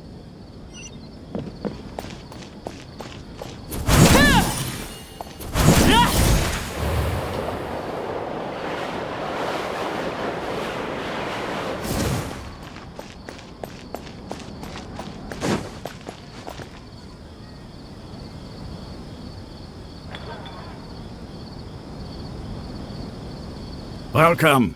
The Adventurers Guild told me to expect you two. It's nice to Osfond. We'd like to ask you about something.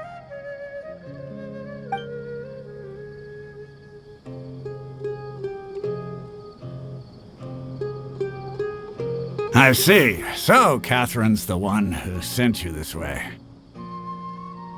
Ha!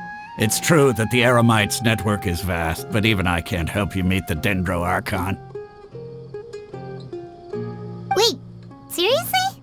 That's it? Afraid so. The Eremites aren't terribly religious, so we don't know much about divinities. As far as the Akasha goes, we can access even less than you. We originally came from the desert. The gods there died off long ago. Since those days, we've used our own two hands to carve out a living. We don't beg gods for their aid. It isn't just us, though. If you ask me, I think most in Sumeru aren't interested in Lesser Lord Kusanali. Oh? Why's that? Just take the Academia, for example. They're the ones who truly rule Sumeru. Although they believe in gods, most of them only care for the late Greater Lord Rugadavada. In their eyes, she was the one who founded Sumeru and gifted us with the Akasha. Lesser Lord Kusanali just happened to inherit her legacy. Because of the Academia's influence, most citizens are more familiar with Greater Lord Rugadavada and hold her in greater esteem. Not to mention that Lesser Lord Kusanali never makes an appearance, and the Academia never announces anything about her. As far as the people of Sumeru are concerned, she's just a god that exists. And that's all. Really? Aw. After hearing all of that, Paimon sort of feels bad for Lesser Lord Kusanali. Ha! But who knows? We're all just guessing when it comes down to it. Besides, I'm sure the God of Wisdom doesn't worry about her reputation among people like us. All right. Well, thanks for the info, Osfond. No problem. Always happy to help out the Adventurers Guild.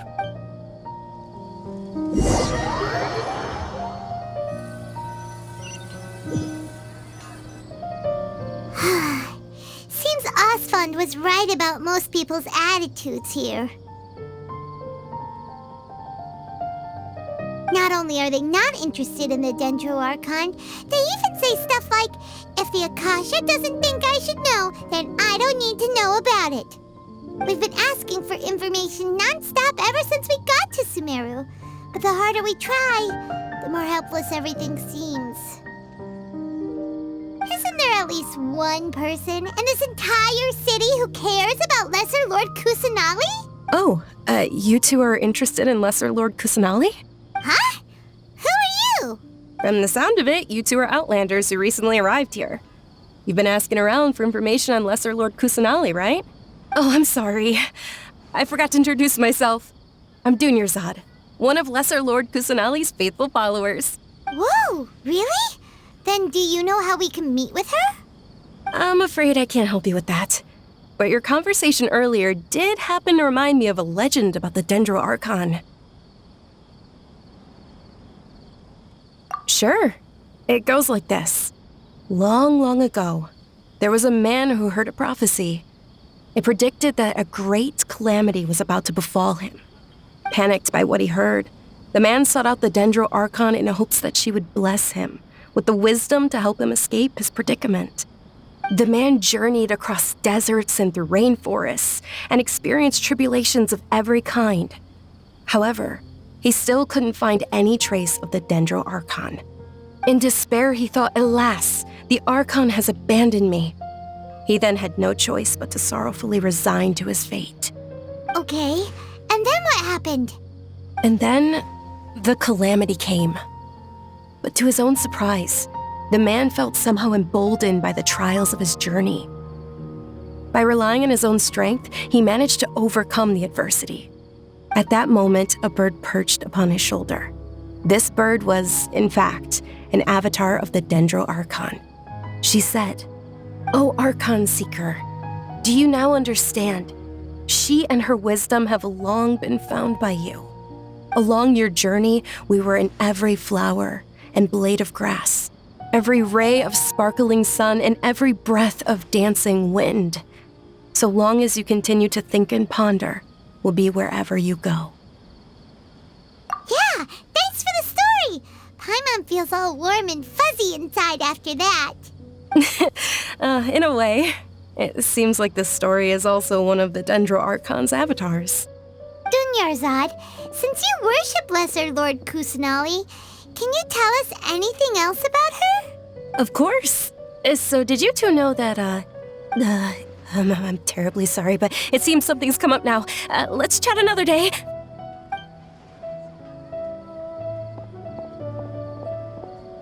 Hey, wait! What the heck just happened?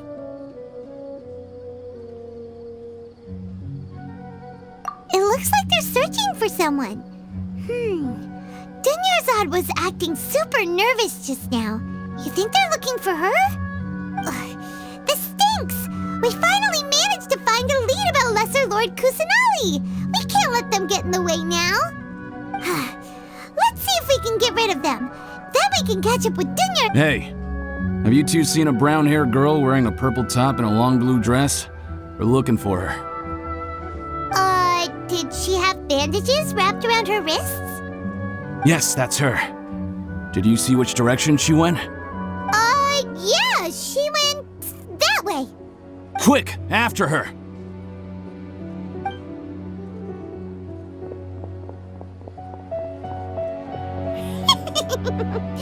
That should keep him busy for a while.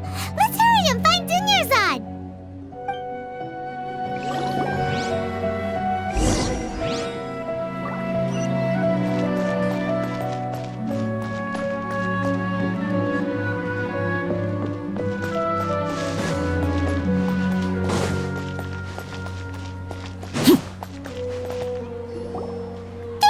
Dunyarzad, we thought you might have been long gone by now. Oh, it's you two. Oh, you startled me there. You can relax now. We threw those people looking for you off the trail. Really? Thank you so much. Unfortunately, I believe there's still more of them out there looking for me. Uh-oh, looks like there are some coming this way. Huh? More of them? Then what are we standing here for? Run! No, wait, my body isn't in the best shape. It's difficult for me to run. Okay, sounds good. There's a tavern on the other side of the port we can go to. They probably wouldn't expect me to hide in a place like that. All right, let's move out. Stay behind us. We'll keep an eye out for anyone looking for you.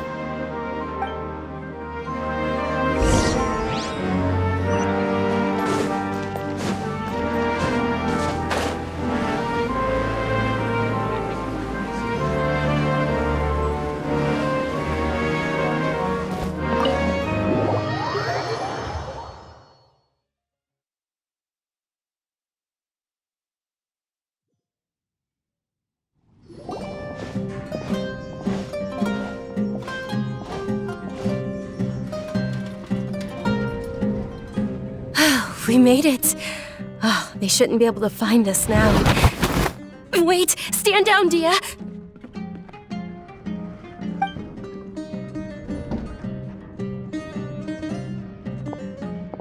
My lady, who are these two? They're travelers that I met on the street just a moment ago. They happened to notice that you were all searching for me, so they helped me hide. I see. In that case, you two should scram. There's nothing here for you. Wait a sec! Who the heck are you? And why are you shooing us away? I'm Miss Dunyarzad's bodyguard, here to see that she returns home safe and sound. My lady, let's get going.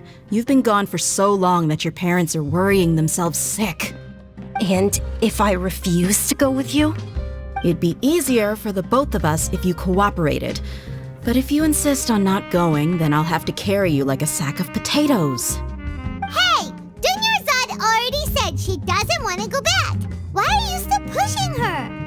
Stay out of this. You don't understand the situation. Sorry, my lady. Even though I'm your bodyguard, your parents are my employers. I have to answer to them. How much? Wait, what? How much more do I have to pay you to become your employer? So you never listen to my parents ever again. Double? A triple? Give me some time and I'll get that much. My lady, this isn't about Mora. I don't know what you think of us Eremites, but let me say this. I like Mora, but I'll never go against my principles. That's why I'm here looking for you. Sure, it's an order from my employer, but my conscience was also telling me it's the right thing to do. And knowing your health, carelessly running around like this is gonna hurt ya. For the sake of those who love you, don't be stubborn. No, you're wrong. I'm aware of my limits and I know what I'm doing. Honestly, the only people being stubborn right now are my parents. And they know perfectly well that it makes no difference if I'm at home or not. They still won't accept reality. And every time I bring this up, they just change the subject. Dia, you've been living with us a long time already. This should be old news to you. Dia, I know it hasn't been easy for Mother and Father, and I'm grateful for everything they've done for me. But there's someone else in this world I'm also grateful to. Because she saved me. The love I have for her is the same I have for my parents. This is my life and my last chance. So I want to do something meaningful.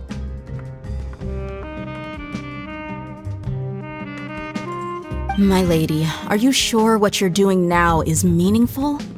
Yes, I'm sure. At least, it is to me. Fine, I won't ask you to return home anymore. But let me make something very clear.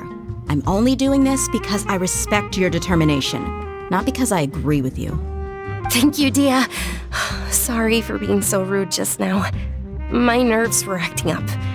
And I even brought up your payment in such an offensive way. Don't worry about it, my lady. I did say that I like Mora.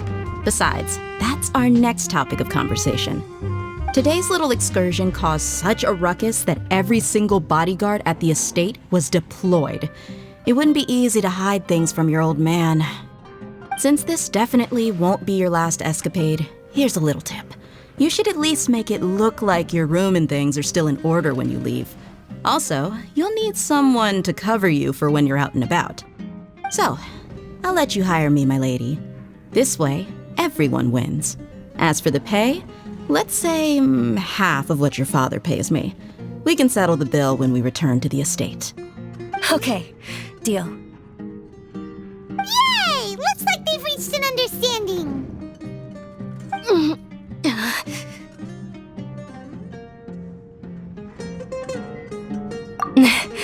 I'm fine, really. I just feel a little tired now that things have calmed down. My lady, stop trying to look tough. We're already in a tavern, so let's rest up and grab some grub. I'm sorry for worrying you two. If you don't mind, I'd like for you to join us.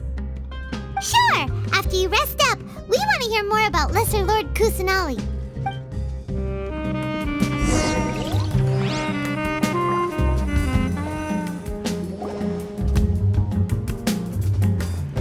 Ha! Well, if it isn't Dia, haven't seen you in nearly half a year. Word on the street is that you're a bodyguard for the Homayani family now. Ha! Don't you find that kind of work boring? Nah, you get used to it. How about a menu over here? You got it, huh? Isn't this little Miss Homayani herself? We don't get to serve personages like you very often. We'll be sure to prepare our very best. Thank you, sir, but there's no need. I don't have a lot of Mora on me, and I really ought to save as much as I can. But please bring these two the best food you have. They're my new friends, so I want to be a good host for them.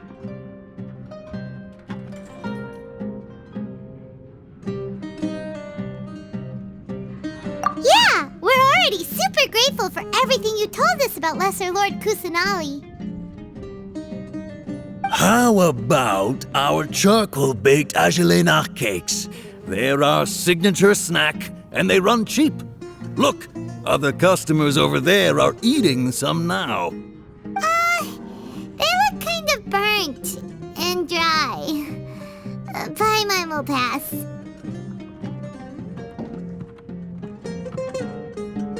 Hey, come on! Paimon has personal preferences too, you know. Dunyarzad, we asked a lot of people when we first arrived, and almost nobody was interested in Lesser Lord Kusanali.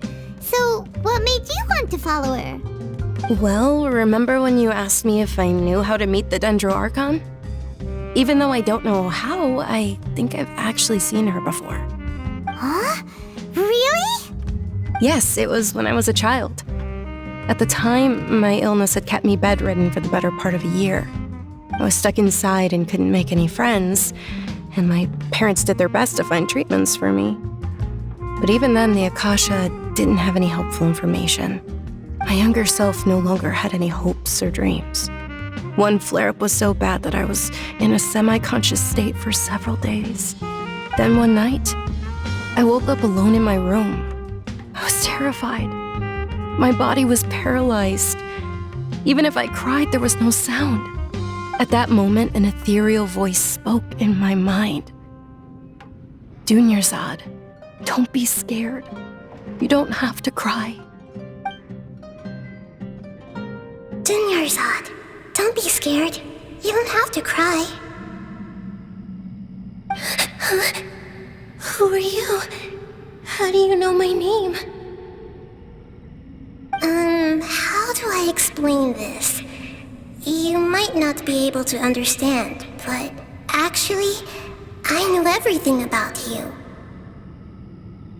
Really? Of course. I know that you're scared of thunder, that you hate taking medicine every morning, and that you love counting the petals on your mom's skirt.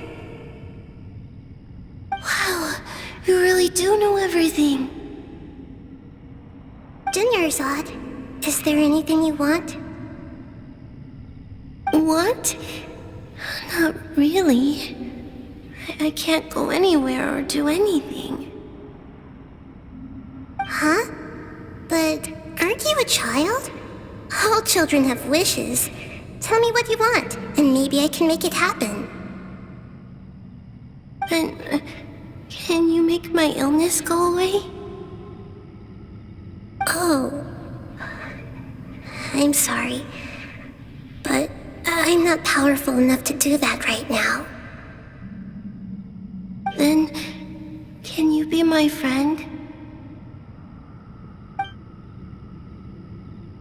After that, the voice said, "Okay, I'll be your friend." Although my body was suffering during those days, that voice encouraged me and told me many wondrous things.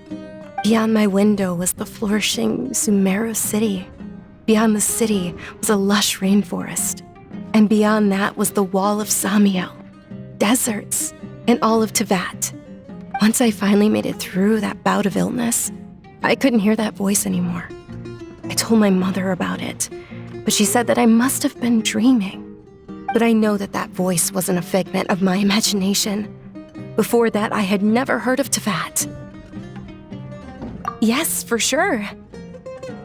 If it weren't for that voice, I would have never grown curious about the outside world, nor would I have learned how to read and enjoy so many books.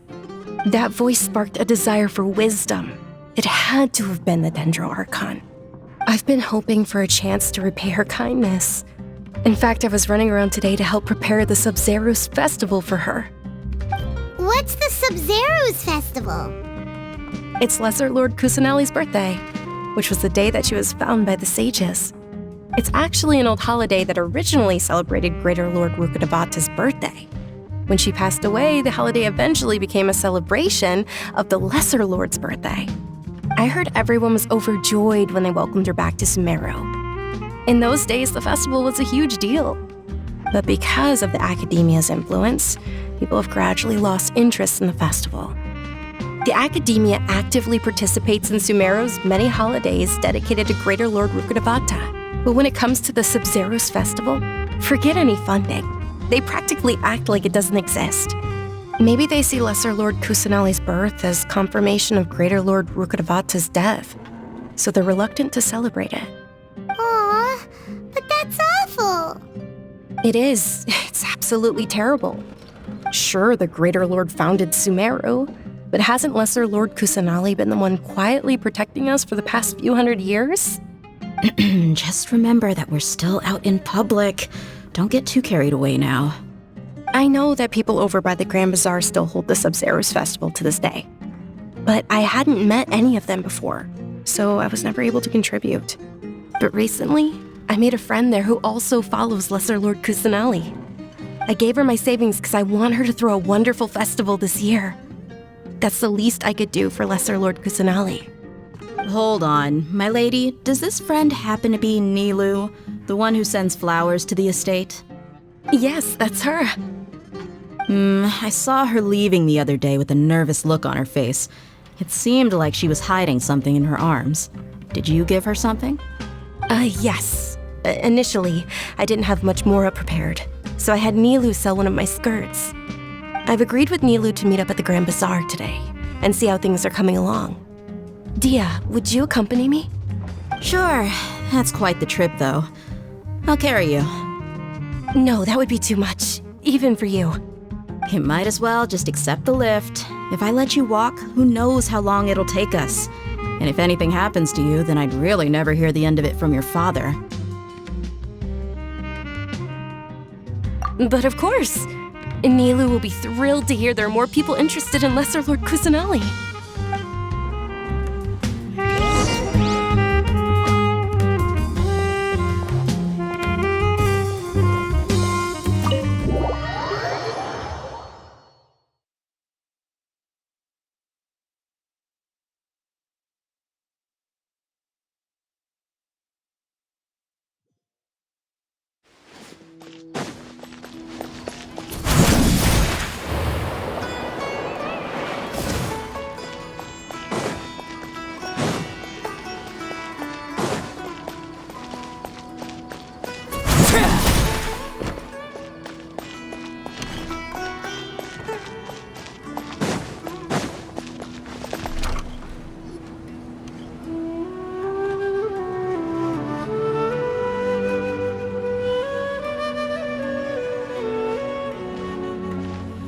Sorry I'm late, Nilu. Oh, Dunyarzad. It was taking you so long that I assumed you got trapped at home, but you made it in the end. Uh-oh. But if Dia's here, that means you got caught, right? You could say that, but everything worked out. She's on our side now. Not completely. Oh, and who are these two? Oh, meet the Traveler and Paimon, my two newest friends. They're visitors who just arrived at Sumeru City and are looking for information on Lesser Lord Kusanali. So you're followers from another land? Oh, really? Well, that's okay. You're still invited to the Sub-Zero's festival. By the way, Dunyarzad, we've already started decorating the Grand Bazaar. It looks spectacular, thanks to your generous contribution. You're very welcome. It's the only thing I could do. Do you still have enough Mora? Probably? But don't sweat it. We've already finished renovating the stage. Come on, I'll show you.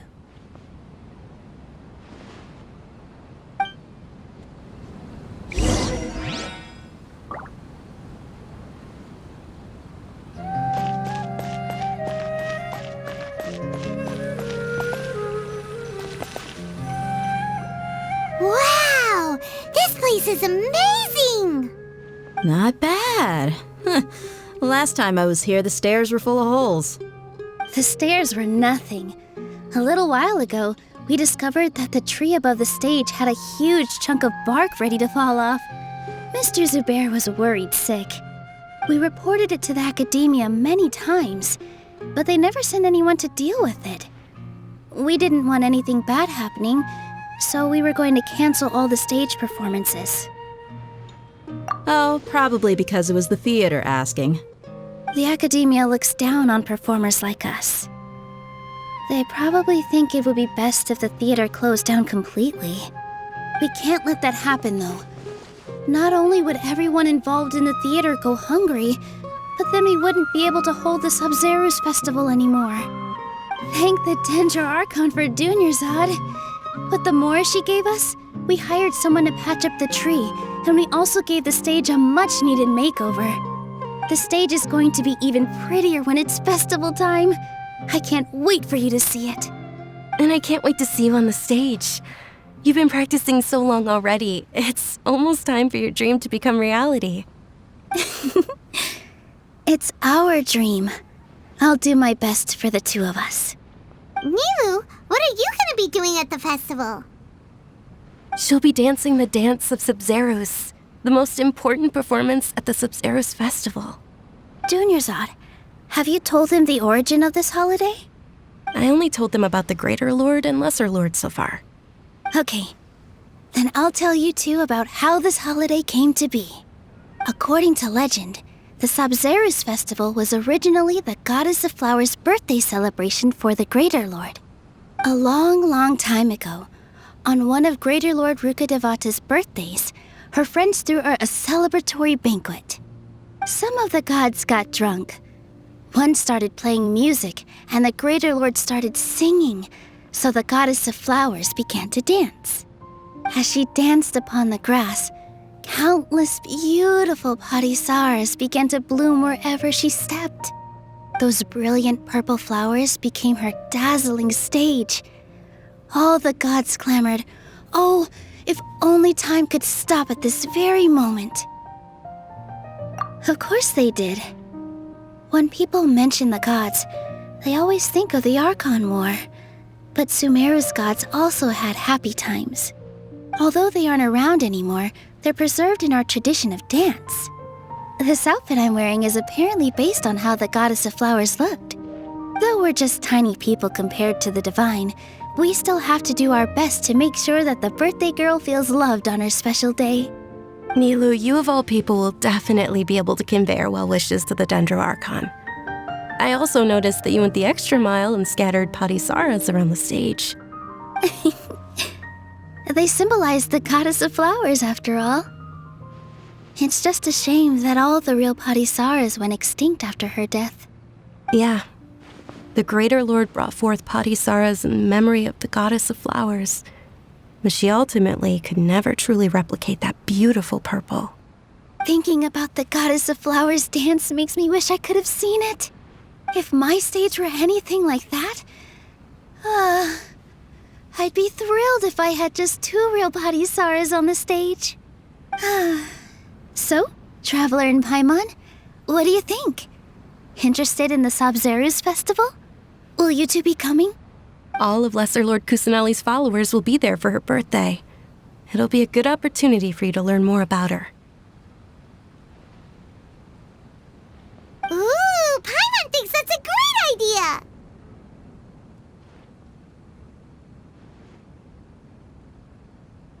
Hey, come on! There's nothing wrong with enjoying a festival.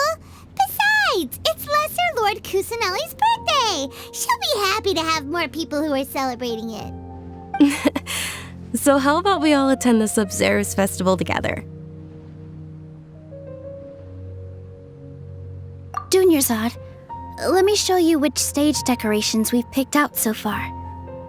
Traveler and Paimon, if that doesn't sound interesting to you, then feel free to explore the area. Everyone at the Grand Bazaar loves Lesser Lord Kusanali, and we're all looking forward to the Sub-Zeros festival.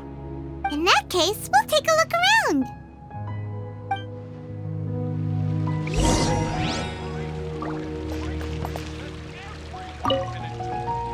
Whoa! What's with your yellow hair? And why do your clothes look so funny? Are you an Outlander? Did you know that the Sub-Zeros festival is about to happen? There'll be loads of fun things to do at the festival. But the best part is when Ferris, the Knight of Flowers, passes out candy to everyone.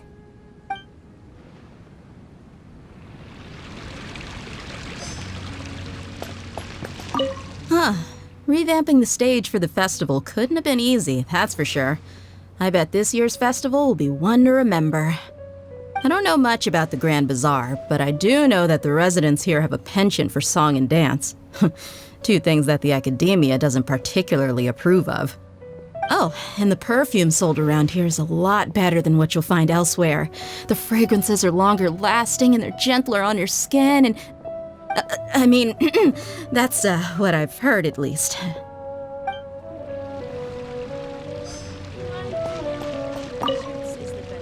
Things are really shaping up, and there's a buzz around the festival this year. We're expecting people from all over to come by this year and buy things during the festivities. Don't be fooled into thinking that Sumeru City has the best of everything.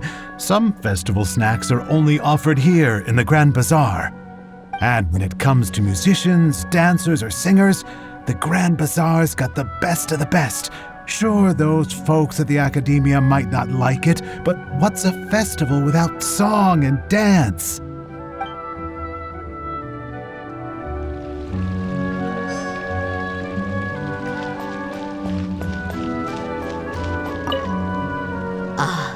Dancing at the Sub-Zero's festival. You know, I also danced when I was younger.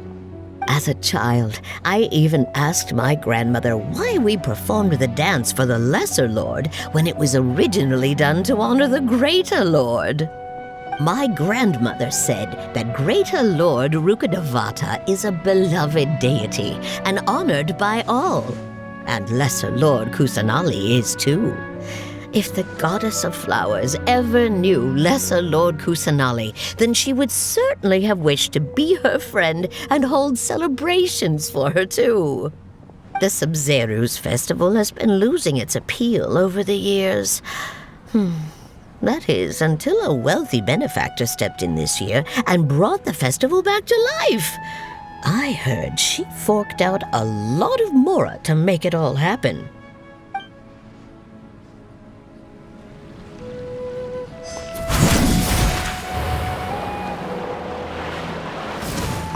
Milu, your outfit looks amazing. There's also something different about you from when we first met up. I thought I'd add a little extra pizzazz to my dress for the festival. See? Wow, did you sew all that yourself? Uh-huh. Sewing is a fundamental skill for everyone in the theater company because we make all our own costumes. Did you know that Mr. Zubair not only can make costumes, but props too? I've noticed that you can't keep your eyes off this crown. Would you like to try it on? May I? Of course. The legends say that the goddess of flowers had beautiful horns on her head, so this crown was made to reflect that. Dunyarzad, you look absolutely stunning with it on. It's like I'm looking at the goddess of flowers herself.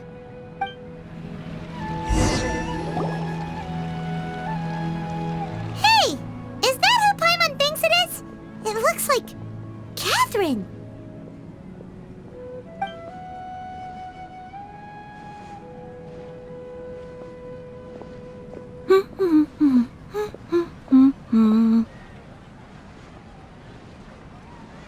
Huh.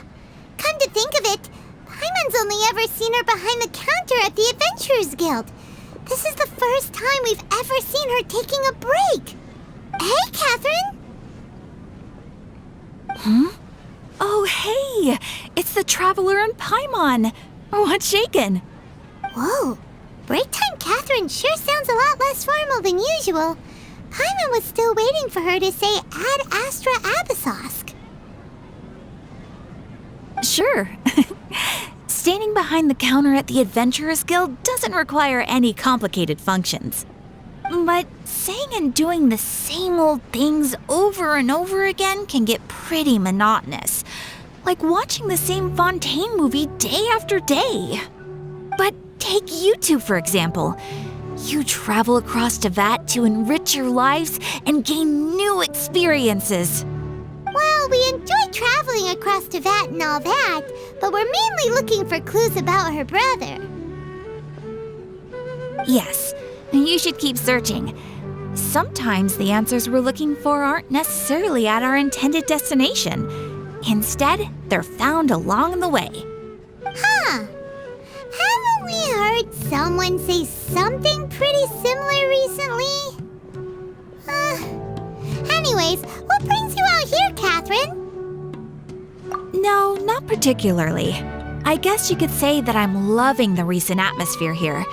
If festivals bring happiness to everyone, then that's where their true value lies.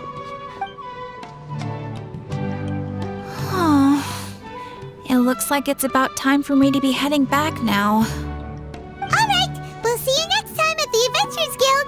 Oh, by the way, thanks for connecting us with the Eremites. We've already made some great friends in Sumeru City thanks to you. I'm sure you two will get along well with the people here. You've already been blessed by the element of Dendro after all. See you around.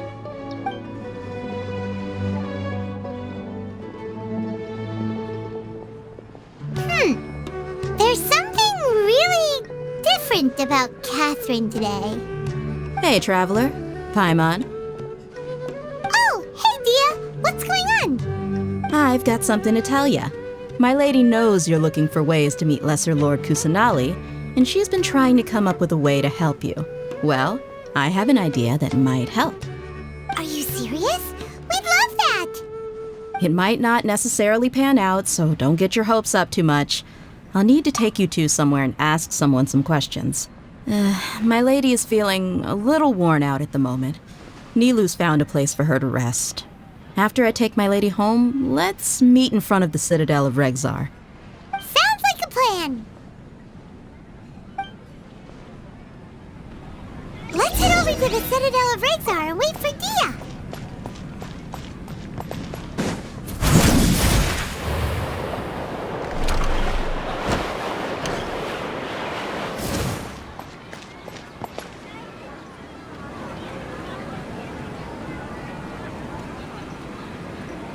Sorry, I'm late. It took some convincing for the master and mistress to believe that Miss Dunyarzad was only sitting in the port for a while because she was in a bad mood. Anyway, I guess I should be thanking you. I haven't seen Miss Dunyarzad that happy in a long time. If it wasn't for you two, she probably would have been caught and dragged back much earlier. You sure sound a whole lot nicer than when we first met, Dia. Who would have thought you had such a soft spot for Dunyarzad? It's called being a professional. I'm a bodyguard, and I work for whoever's paying. Look, Dia's blushing. Listen, you two. I don't expect to be working for Miss Dunyarzad very long, but I hope to finish things on a positive note if possible. Let's cut the chit-chat and head into the Citadel. We'll see if the person I know has a way for you two to meet with the Lesser Lord.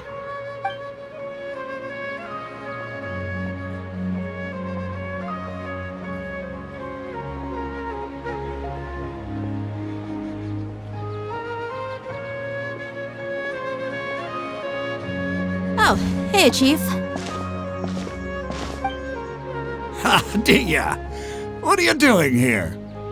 And well, didn't expect to see you three together.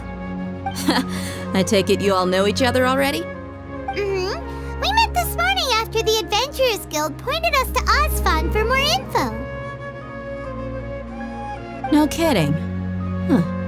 So, where's Ruksha? I thought I'd help these two out by asking about the theft. Anything you can tell him? Ruksha's gone over to the Academia.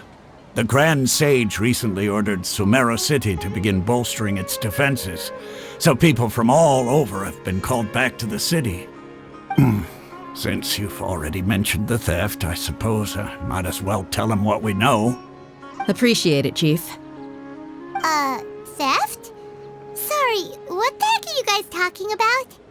Just recently, the Academia lost something, and there's a chance the item is connected with the Dendro Archon. This case might just somehow help you in meeting her. I suppose that's one way to look at it. But if you ask me, the case is more about the Academia than anything else. Let me fill you in.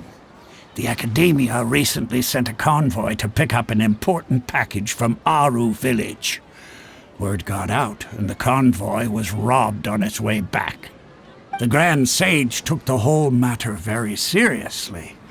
Not only did he dispatch the Matra, but also enlisted our help in the search for leads. All we know so far is that whatever was stolen is currently in Port Ormos.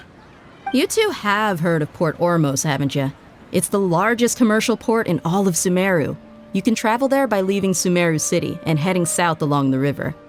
The Academia's grip isn't long enough to reach all the way to Port Ormos, so the city's a little more laid back, meaning the population's also a mixed bag.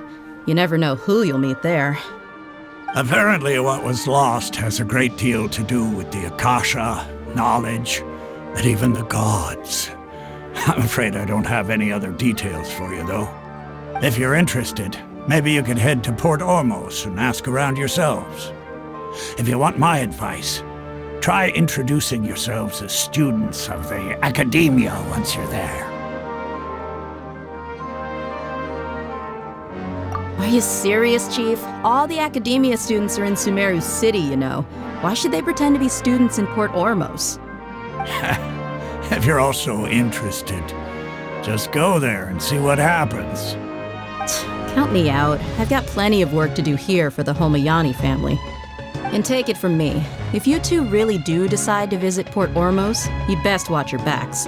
Let's just say that the Eremites there aren't nearly as friendly as those here in Sumeru City. There are even some extremists who go around shouting slogans like, "Retake Sumeru for King Deshret." Word is that more and more are joining their movement. They're becoming a real headache for Chief and the others. You bet they are. King Deshret's been dead for thousands of years. Now they start spreading rumors of his return. Ridiculous. Not everyone's like you, Chief. Even the desert natives who abandoned their homes in the wilderness still wish to have a god of their own. Well, Traveler, that's about all the information we have for you. Thanks, Dia! And you too, Osfond! Since we've gathered all we could for the moment in Sumeru City, let's head to Port Ormos and see what we can find next. Miss Dunyarzad is looking forward to seeing you both at the Sub-Zerus Festival, so be sure to get yourselves back here in time for that.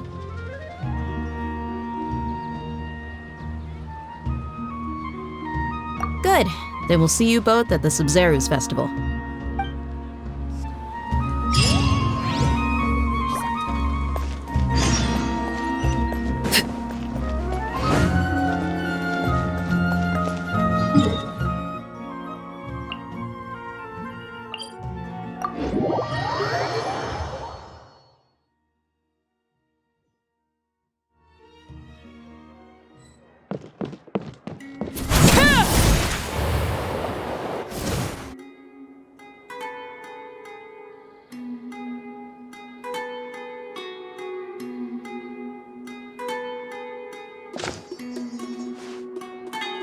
Come and have a good look yourself.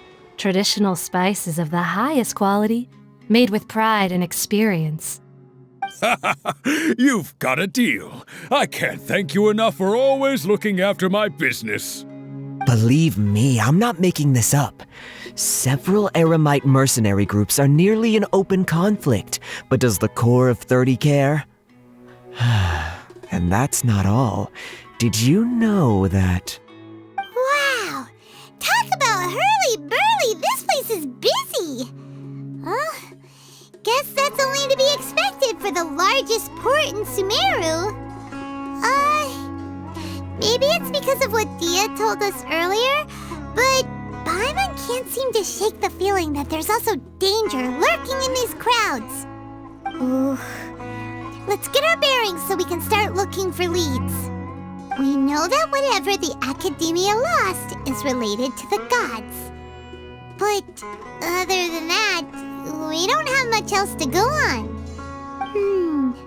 Osfund told us to try posing as Academia students while asking around. Paimon checked the Akasha on the way here, and the Academia doesn't seem to have any research facilities in Port Ormos. Paimon doesn't get it.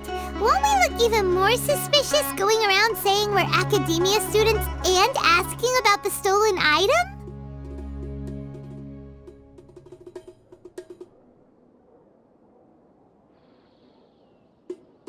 Well, given all the people that come through here every day, if there's any information to be found, Paimon bets we could find it in the market. Let's ask around and see what we come up with.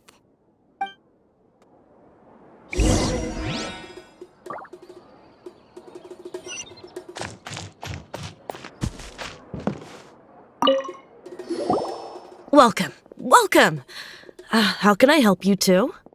Hi there. We would like to ask you a question. Do students from the academia ever come to Port Ormos? Of course. Especially around this time of year. Students from Sumeru City that are about to graduate often come to Port Ormos to cut loose a little. Many people often talk about how hard it is to get accepted into the academia, let alone graduate. But those who finish their studies and go on to become full-time researchers at the academia have it even harder. Sure, we may not be Sumeru City, but Port Ormos offers beautiful scenery and a stress-free environment. Some even say it's good luck to come to Port Ormos, so students and researchers come flocking here when things get to be too much at the academia. You see over there? Those are students from the academia. They've been looking worried and miserable ever since they got here a few days ago. If you ask me, the life of a merchant is better. So long as the Akasha teaches us what we need, then life is good. Those students seem to be discussing something. Let's see if we can listen in.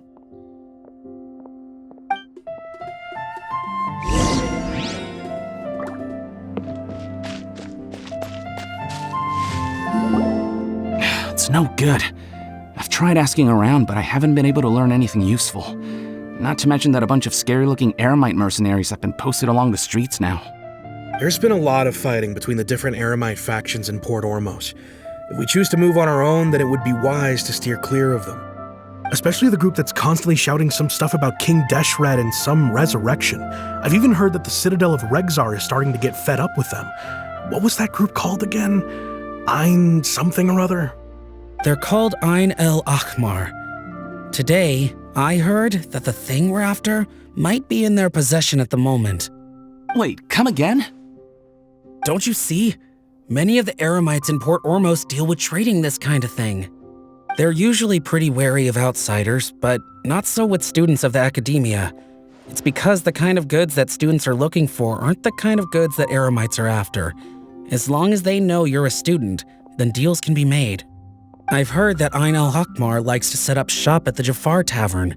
Supposedly, if you're willing to part with 500,000 Mora, they'll give you info on anything. Wait, did you say 500,000? If information alone costs that much, then how could we ever afford to buy what we're looking for? I guess we might as well give up on trying to graduate this way. I wouldn't worry too much. Our field of research is very niche. Who else could possibly be after that kind of shady knowledge?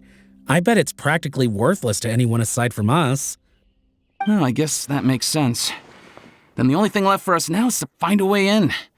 Why don't we all just pool our money together and pay for the information? Whoa! Did you hear that? A niche field of research and shady knowledge? It all sounds pretty suspicious to Paimon. Is knowledge something people just buy and sell like that?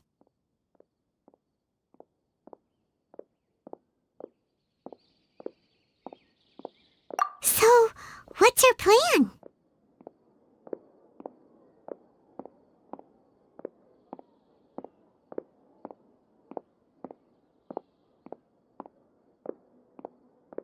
Wait! Didn't you hear what they just said? Buying information is going to cost us 500,000 Mora! Have you lost your mind?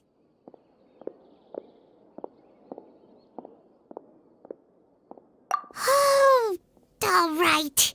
Paimon never thought she'd agree to parting with that kind of Mora. But if you know what you're doing, then we should give it a shot.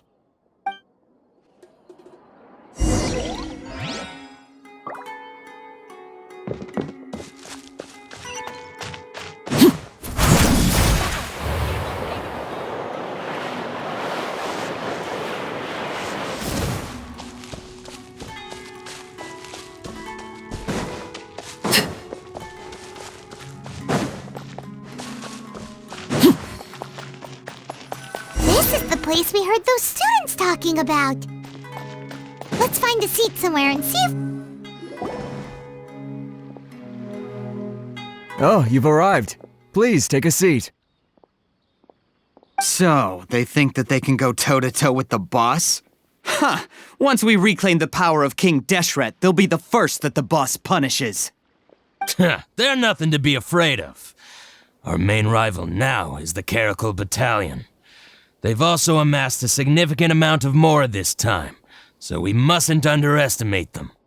How can the Caracal Battalion compete with the boss when they're nothing but a bunch of money-grubbing opportunists out for a quick mora? Yeah, with Boss's fervent devotion, he'll be able to use this power to bring our god back this time. Huh. All these guys talk about is King Deshret, so they're probably the ones we're looking for. Greater Lord Ruka Devata. That traitor and her followers must not be spared. The day will come when King Deshret exacts vengeance on Sumeru, and all of them shall be punished.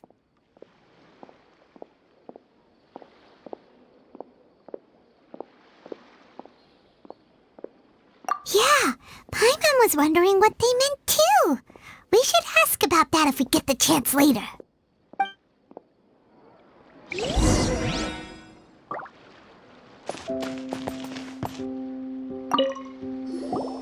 Huh? Who are you? What do you want?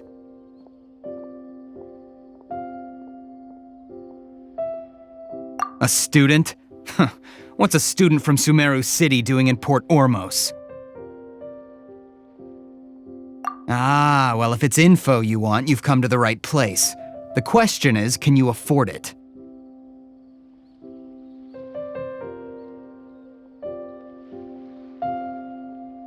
Huh? What is this, some kind of joke? Oh! Sorry! She must have grabbed the wrong amount! Hey, what do you think you're doing? Oh, Paimon can't stand to see so much more go.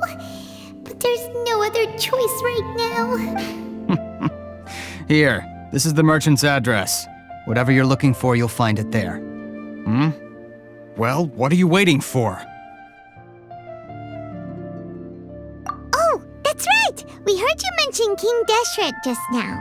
We're actually interested to know more because we're, archaeology students! Fine. Since you've already handed over the Mora, I guess I can throw in a little extra info. As you can see, members of Ain al-Ahmar are devout believers of King Deshret. Years ago, King Deshret founded the great desert nation that was our homeland. It was an advanced civilization, far beyond anything you'll see in present-day Sumeru. King Deshret was the rightful god of wisdom, but he was betrayed by a companion he trusted. She even stripped him of his title, God of Wisdom. So, you mean the traitor was... Greater Lord Ruka Devata, yes. That shameless wretch destroyed King Deshret's civilization, and our ancestors were forced to flee to this land where we were made to suffer the tyranny of our enemies.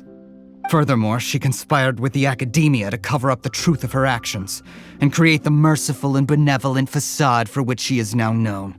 Ugh, just thinking about it sickens me. But the story doesn't end there, oh no. King Deshret isn't truly dead. The voice of the Oracle has been heard in the desert, prophesying his resurrection. Mark my words, our god shall return. And when that day comes, all followers of the traitor and all the desert dwellers who have forgotten their true god will suffer retribution together. If what I'm saying makes you shiver with fear, it might not be too late for you to become a believer of King Deshret.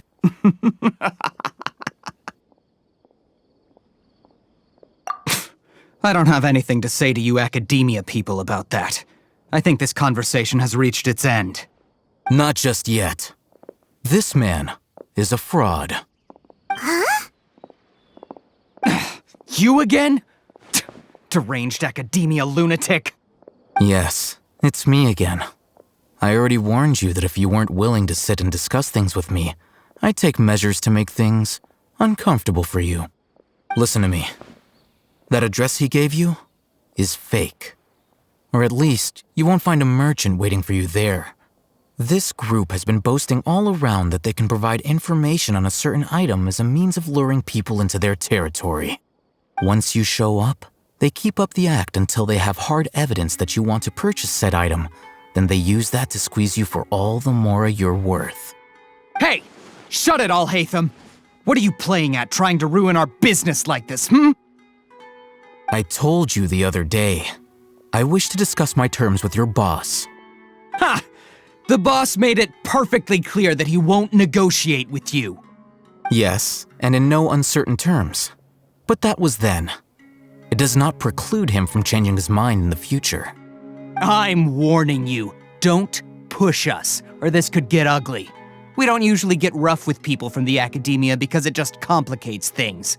For a lunatic like you, though, we might just have to make an exception. If you're suggesting that we escalate this from a verbal exchange to a physical one, I accept. After all, even the Archons used war to negotiate the ownership of Tevat. If, on the other hand, we can't agree on any means of negotiation at all, then I'm afraid my next course of action will sting a little more than the mere following through of a few business deals. I will jeopardize the Eremite's reputation, which I know you value above all else. I am quite confident that if I began to take such action, your boss would willingly approach me himself. However, I fear that by then, some things will have happened that cannot be undone. Also, a word of advice. I suggest you tell your boss exactly what happened here today. Otherwise, he might blame you for not telling him in the future. What did you say? Consider this. Have I ever failed to follow through on my word in the past? This guy is really out of his mind. Okay then, if you really have a death wish, let's meet a week from today. The pier in front of the Pharos Lighthouse, 4 o'clock in the afternoon, sharp.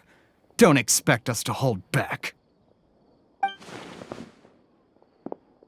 Not so fast. First, you return the 500,000 mora to them.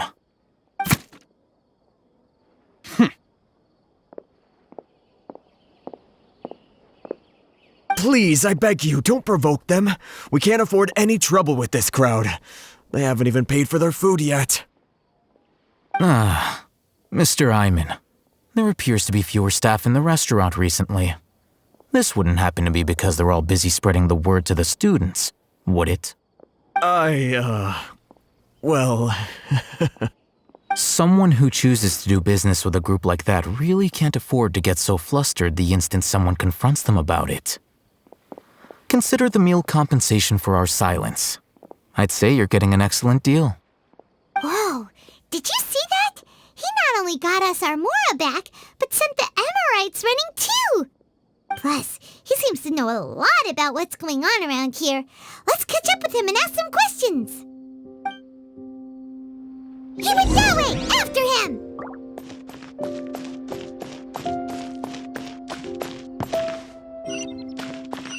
Hey.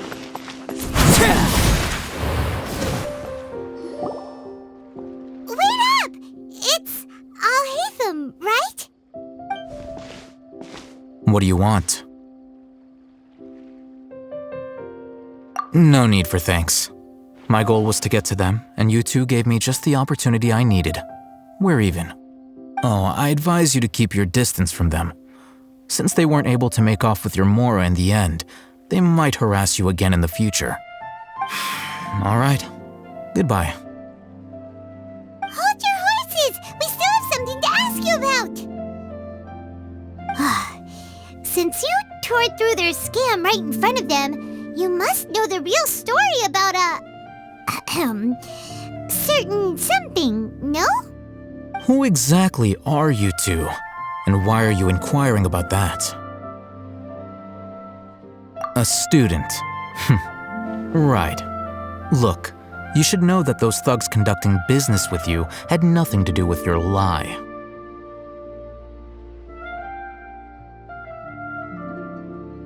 Huh? Oh, yeah! She's really strong! Weren't you saying something about a physical exchange? We can help with that. She doesn't even have a vision. Forget it. Maybe not, but she can still use elemental energy. Otherwise, there's no way we'd go asking for info from from guys like that. Those hot-headed thugs are definitely gonna bring a lot of backup for your next meeting. Even if you don't go alone, you won't regret taking us with you.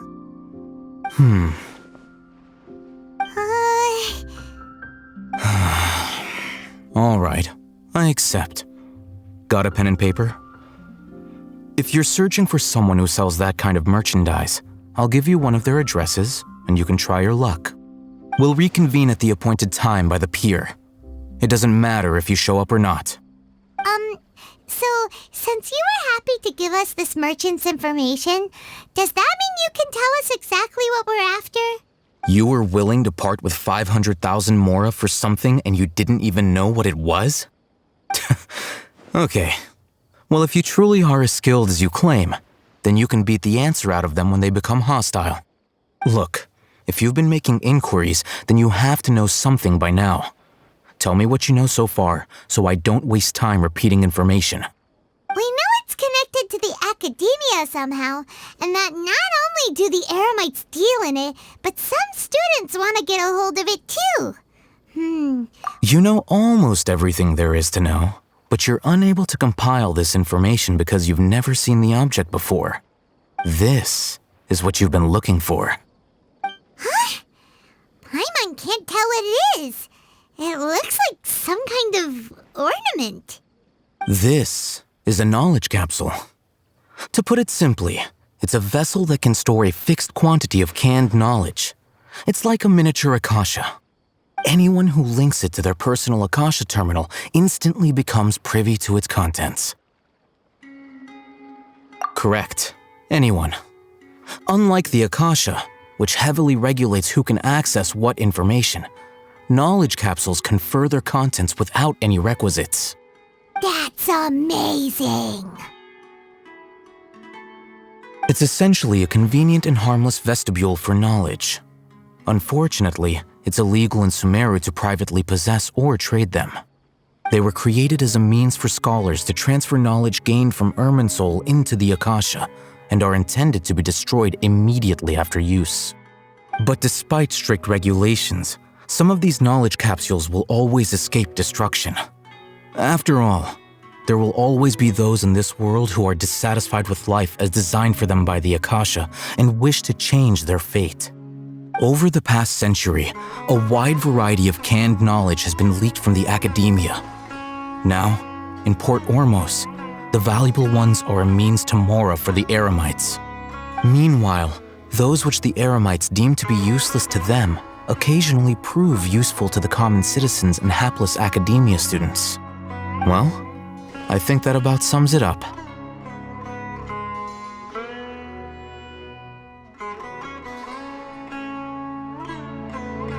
Ah, so that's your true objective.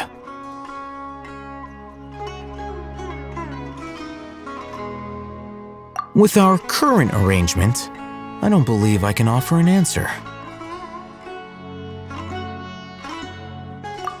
You're still resolved. Fine. Let's talk somewhere with fewer people.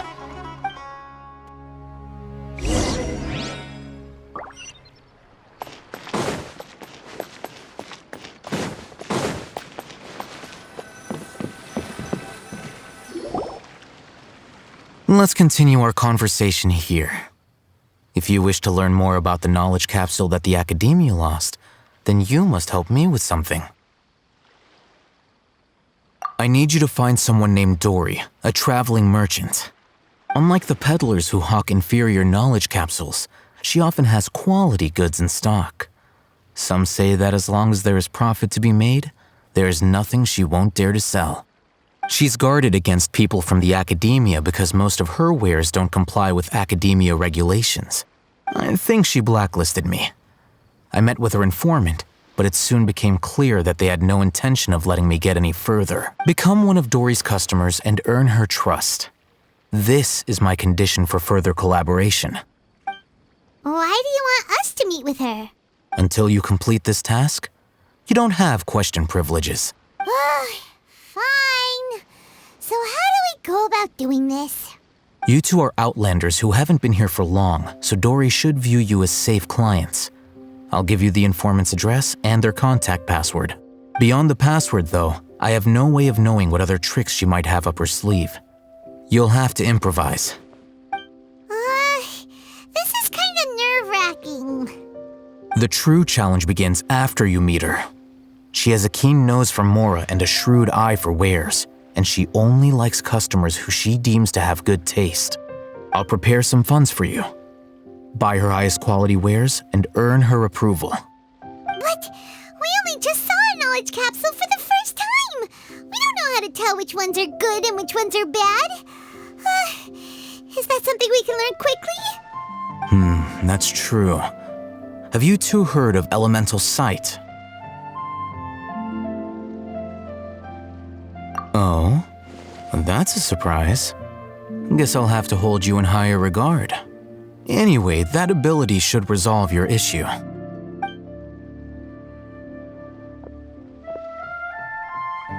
Here are 2 knowledge capsules. Tell me, can you detect any difference in their quality?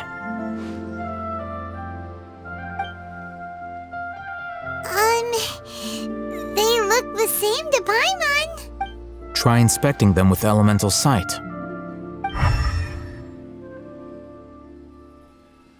How'd it go? Did you see anything? Rumor has it that higher quality knowledge capsules generally appear brighter when viewed through elemental sight. That's because knowledge originates from Irminsul, the root of Dendro power itself. The more powerful the knowledge, the richer it is in Dendro energy. However, some canned knowledge with a high concentration of elemental energy is of little use in contemporary times, so those capsules are of little value. Using elemental sight is merely a stopgap measure, but it should suffice for earning Dory's trust. That sounds pretty impressive. Here's a sheet with the informant's location and contact password, and here is the Mora for purchasing canned knowledge. Don't be cheap. You'll need to spend to catch Dory's eye. If there's any Mora left over, just keep it. Oh, and be sure to exercise some caution. There have been Matra present in Port Ormos lately. Your efforts will be for naught if they catch you. Matra?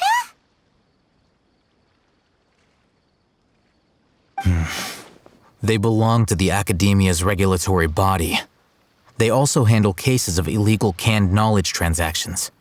Like I said, the Academia has banned both their trade and possession. The Matra are razor sharp.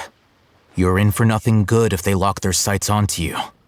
If you two want to back out, now's the time. Okay, then we have a deal. If you succeed in your dealings with Dory, come find me at the Wikela Funduk. We'll have an open discussion then. Looking at what Al-Haytham wrote, Dory's informant is a trader near Old Ormos. Let's follow these instructions and try to... Hello. What are you two looking to buy? Wait, are you sure you're remembering that right? Paimon doesn't think it was that on the paper. What a unique palate. We have unripe hara fruits, but we usually keep them in the back. I'll have someone escort you.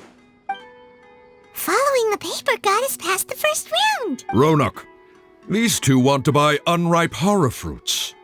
Show them to the warehouse. Got it. You two, please follow me.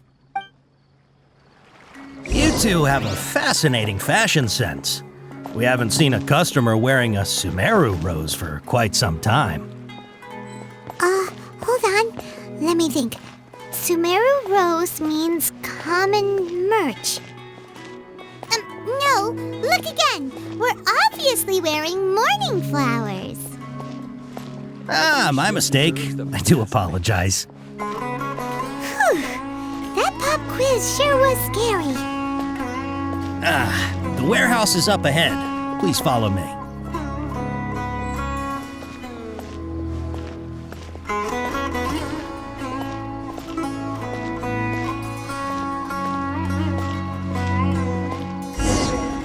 Before I retrieve your products, I need to confirm a few things.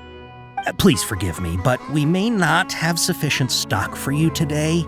Earlier, many of our hara fruits were taken by mice. Hold on. That's not right. Taken by mice means they sold out. I'm sorry. But as things currently stand, we won't be able to fulfill your order. Why don't you two think things over? He's cautious of us. Let's take a closer look at the paper that Al-Haytham gave us. Before I retrieve your products, I need to confirm a few things. Please forgive me, but we may not have sufficient stock for you today. Earlier, many of our hara fruits were taken by mice. Thanks. If better goods come in, you'll be the first to know. You look like you have some skill. Why don't I pick out some fruits that'll make you dizzy?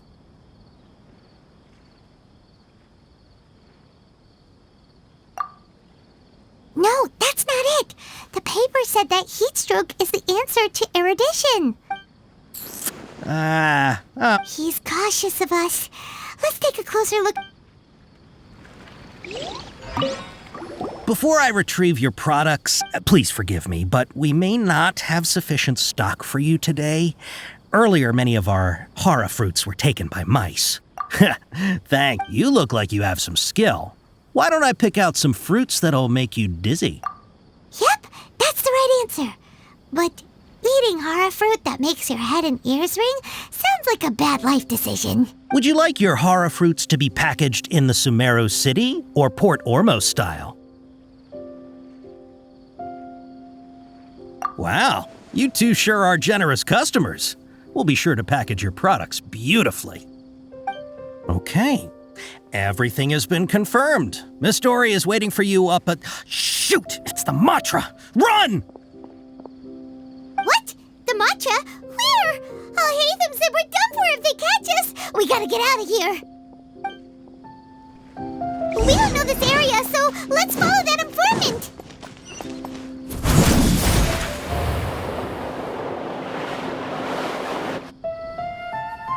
He ran that way!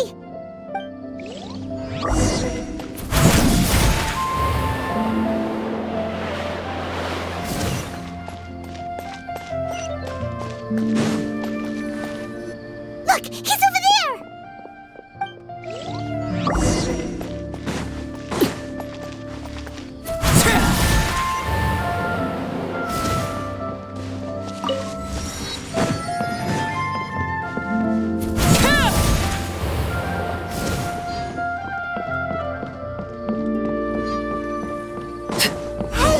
If you're hiding from the Rishbaland tiger, come this way!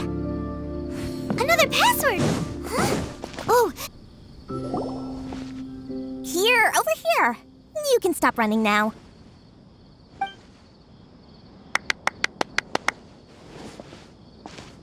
So you were the one who was calling out to us just now. But, are we definitely gonna be safe here? These two good customers wish to buy some hara fruit, Miss Dory. And if there's nothing else, I'll just excuse myself. Oh, very good. Thank you. Huh? Wait, you're Dory? Paimon sure thought you'd look a whole lot scarier. Hey, what are you trying to say, Princess Pea-Brain? I can be scary enough when I need to be, believe you me. If you don't watch what you say, then you can forget about doing any business. But it seems you two have actually done pretty well so far. Not only did you manage to find the informant, your reactions were also pretty sharp. You don't really look like criminals or anything, but I bet my Mora that you've been involved in some shady dealings, haven't you? Paimon's not sure if that's supposed to be a compliment, but we'll take it. I can't risk doing business with people who start huffing and puffing after just a few paces, no matter how much Mora they might have. Not only will they get caught by the Matra, but they'll also get us into trouble. As decent folks trying to run an honest business, we don't need any of that. Wouldn't you agree? So that's why I prefer to have customers like you. It's your first time here, but don't worry, I won't ask too many questions. Even if you wish to buy enough knowledge capsules to decorate your house with, please, knock yourself out. As long as you have lots of round, shiny Mora, then we're all good. Ah, yes, of course, of course. Go ahead, help yourselves. Voila! Wow, she has a trove of canned knowledge. Whew. She'd probably be in serious trouble if the Matra caught her with all this. What kind of products do you seek, my dear customers? Don't worry, I'm not interested in your reasons for buying. I can, however, offer some suggestions. Take this one, for example. An analysis of the sociological ideology and dialectics of the Hilichurls. Only 3 people in all of Teyvat have ever studied it, making it extremely rare. It's on sale now for 350,000 Mora. Yeesh, who would want to be an expert in that topic? Or how about the architectural styles and construction methods of Teyvat in the early Archon War period? With this one, you can become an expert in historic architecture preservation and find an excellent, well-paying job in nearly any nation. Ooh, now this sounds like it could be useful. 2 million Mora, and it's yours. No discounts. Whoa! That's a lot of Mora! Of course, you are free to pick whatever your heart's desire. The contents and price of each knowledge capsule are indicated in small text on the body of each one, down at the bottom. Alright, let's try the method that Al-Haytham mentioned.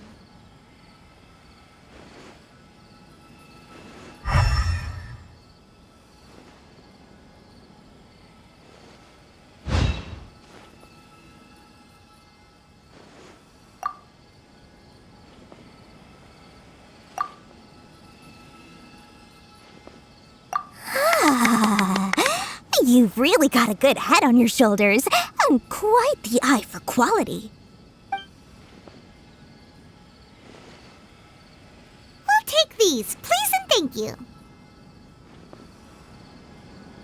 My oh my, you are blessed with a taste for both the exquisite and the extravagant. Customers like you are a rare breed. 1 in 100. No, 1 in 1,000 even. Listen, I have a special offer for you two.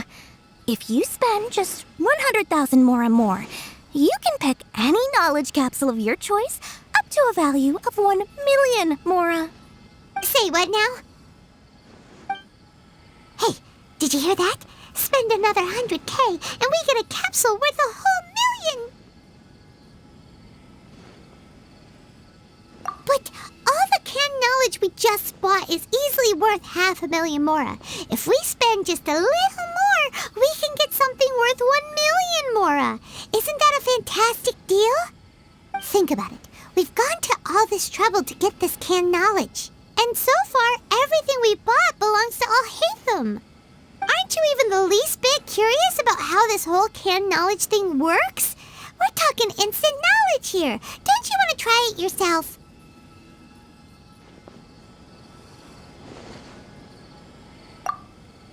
Come on, come on!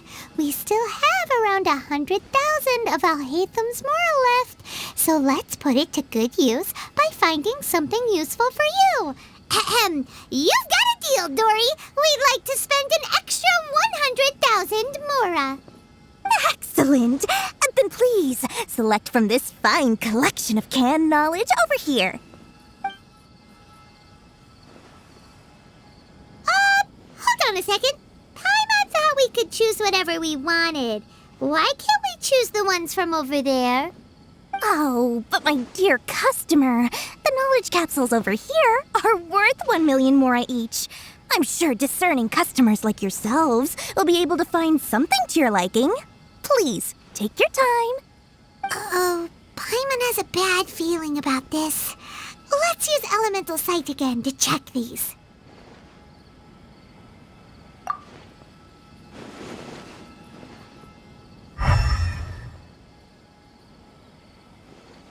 So, what did you see? So they're all worth about the same amount? Well, anyway, the more has already been spent, so let's at least try to find something useful. Let Paimon take a look here.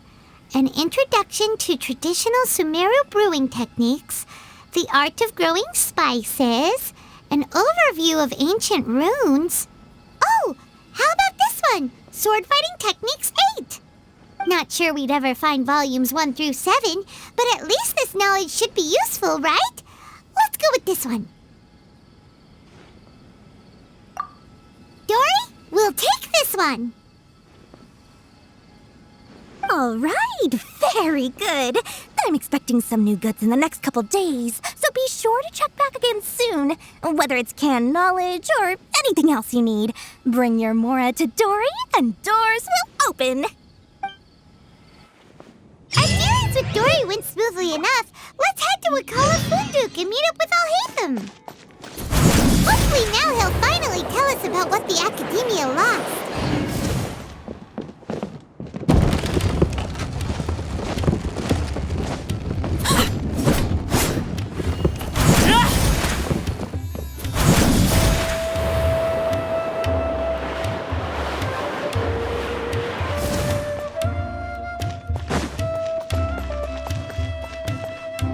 Ha, you two made it.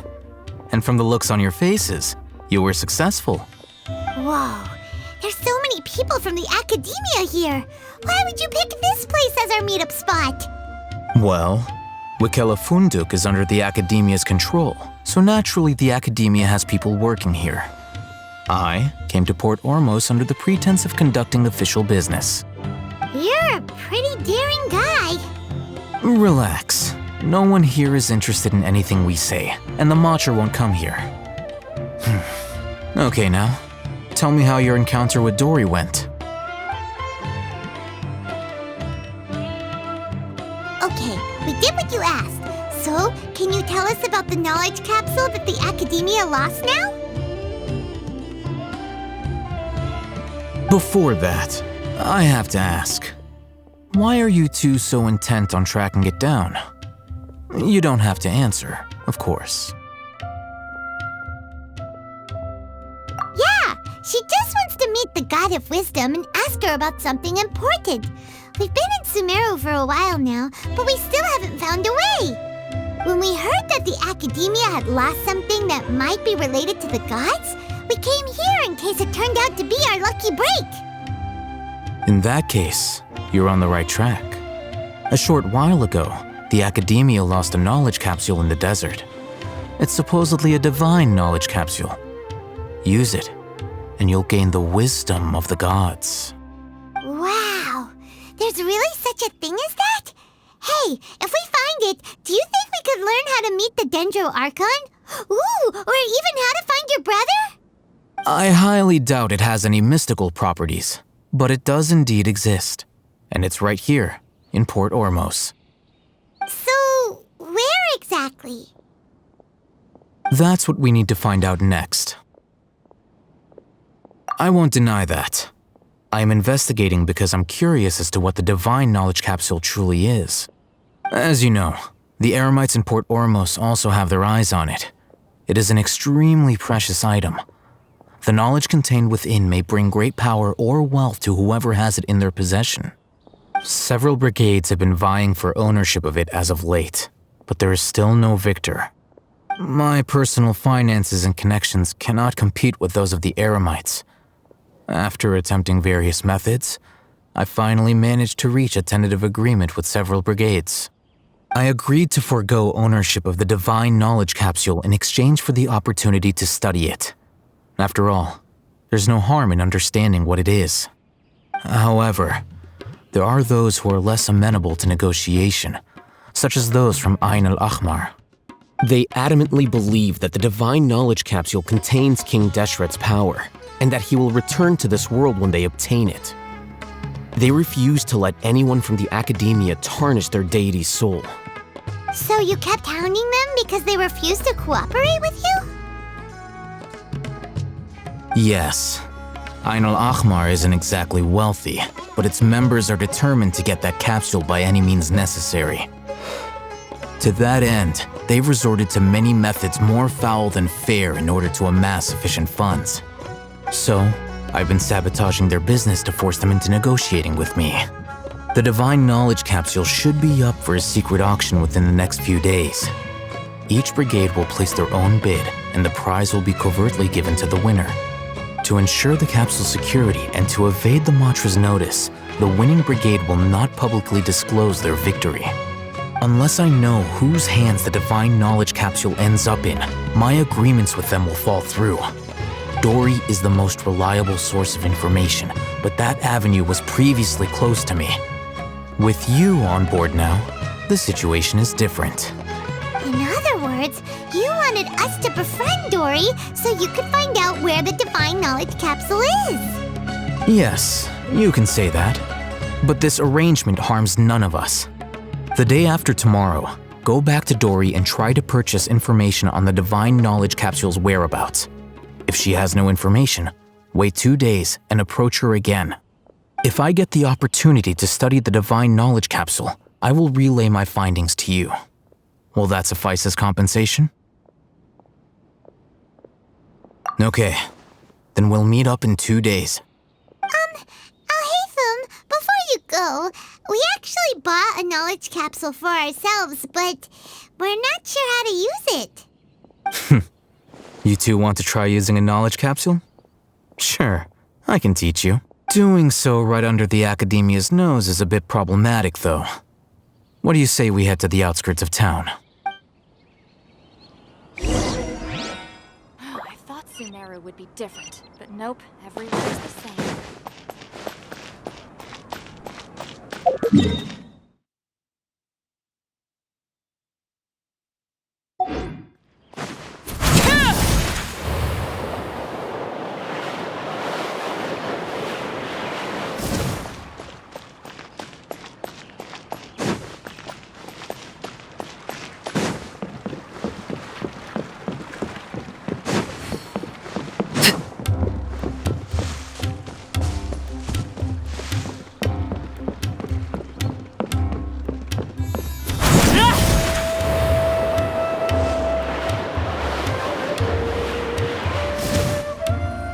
All right, this place works. Show me the capsule you purchased. Here. Sword Fighting Techniques 8. Huh. A combat class knowledge capsule. This class is something of a rare find these days, since most have been taken by the Eremites to augment their battle capabilities. Really? Aw, yeah, what a great buy! If you want to determine the efficacy of this capsule, I can evaluate your combat ability. However, effects will likely be minimal if you already possess a high amount of strength. We can conduct a controlled experiment where you fight 2 battles, one before using this knowledge capsule and one after. While you fight, we can use an Akasha terminal to monitor your various physical parameters. There may be variances in your physical strength between the 2 tests, as well as a disparity in your opponent's abilities. But don't worry, I'll run statistical analyses afterward to mitigate any confounding effects. Wow! Alhaitham! You must have been one of those guys at the Academia who got top grades on everything.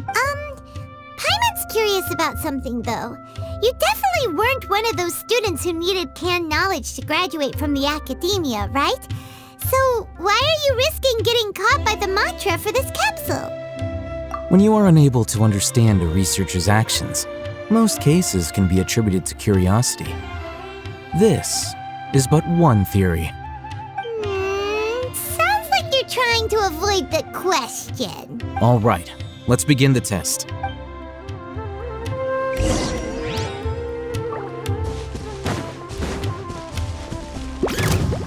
Overruled.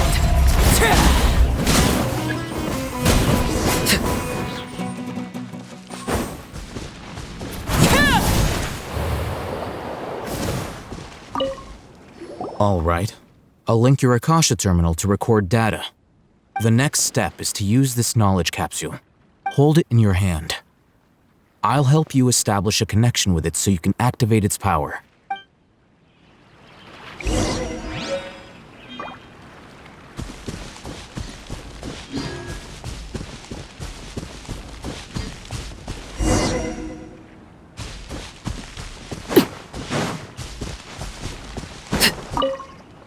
All right.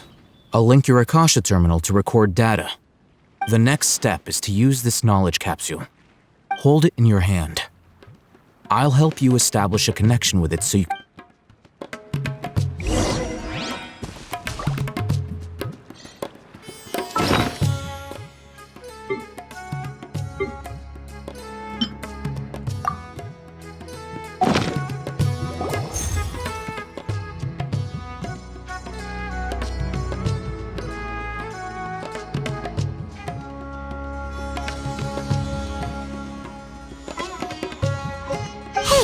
How are you feeling? You mean that it worked? All right.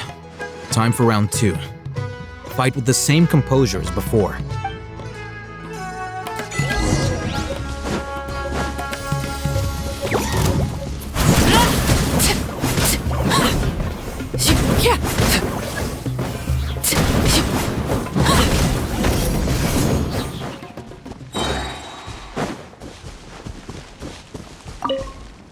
Now, I'll start recording data again. Oh, Hatham, how's it going? Well, the knowledge capsule you purchased did improve her combat capability. During the second fight, her overall fighting performance increased by 0.073%. Wait, how much?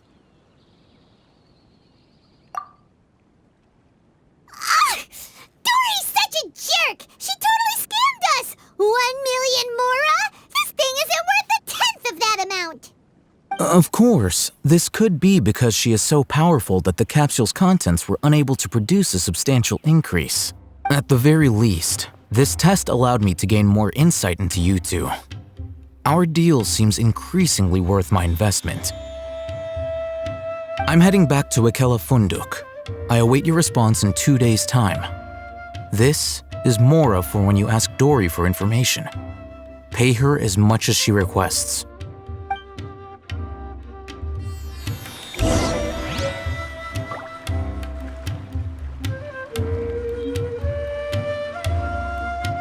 About where the divine knowledge capsule is.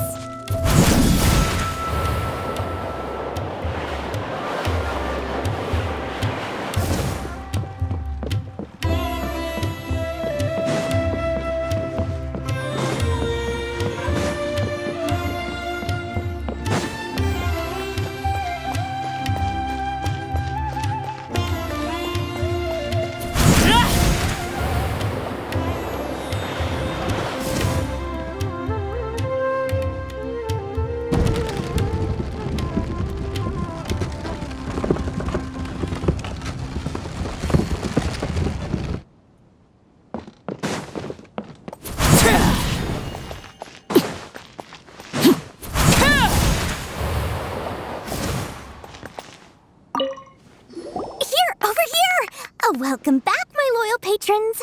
What can I do for you this time? You name it. Can knowledge, supplies, or anything else you need. I'll find a way to get it. Where there's a waterfall of Mora, there's a way. Can you really get us anything we want? Anything at all? Uh-huh. So it appears that canned knowledge alone is no longer sufficient for your opulent appetite. Then please, oblige me. Tell me what you have in mind. Oh! I knew customers with pockets as deep as yours would undoubtedly crave something more profound than ordinary canned knowledge. But you know, that kind of information isn't going to be cheap. After all, I had to work really hard to weasel my way into the auction site. Not to mention that if anyone found out that I was the leaker, I would be in big, big trouble. But how can we be sure your information is accurate? Paimon's curious how you just happen to have this kind of info the moment we need it. Because to me, anything of value is what I consider to be my supply. Therefore, I must always be aware of what's hot on the market in order to secure more sales. As for the information's authenticity, well, you've no need to worry about that. I used a camera to take a picture of the transaction. That way, no one can dispute it.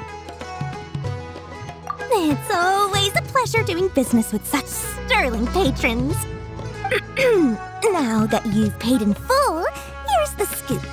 The Divine Knowledge Capsule was purchased yesterday by a certain Misery, the leader of Ain el-Ahmar. Ain el-Ahmar?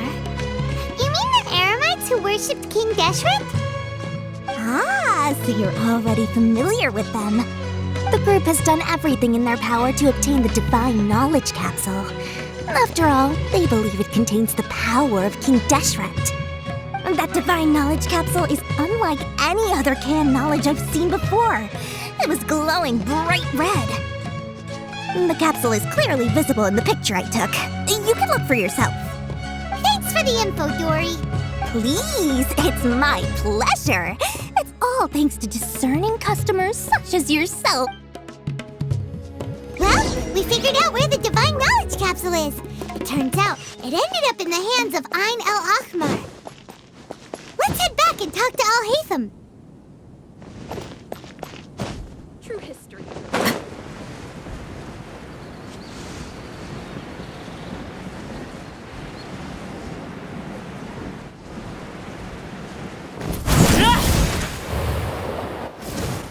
Al-Haytham, we got the info you wanted.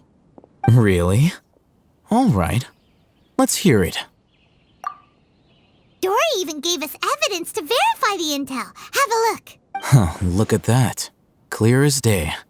It must have taken some guts just to infiltrate the scene of the Aramites' transaction. But then to get close enough to take a picture like this. Bold move, Dory. Very bold move. All right.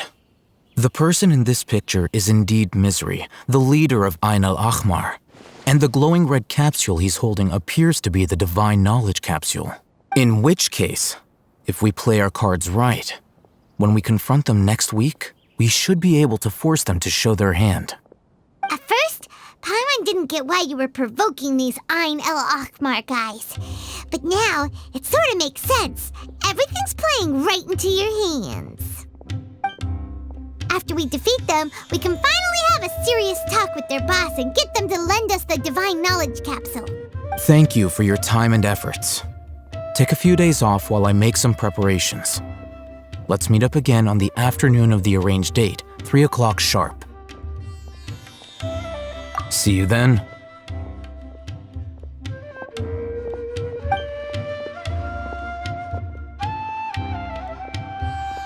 Al-Haytham sure is taking his time. Where could he be? Oh, there he is. Sorry to keep you waiting. Let's head to the pier in front of Pharos Lighthouse.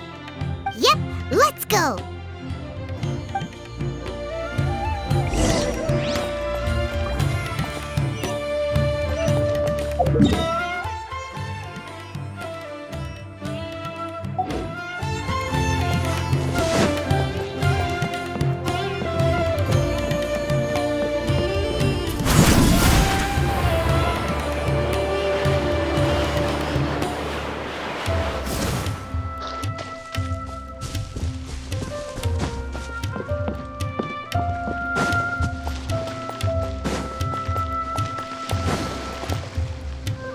Al-Haytham.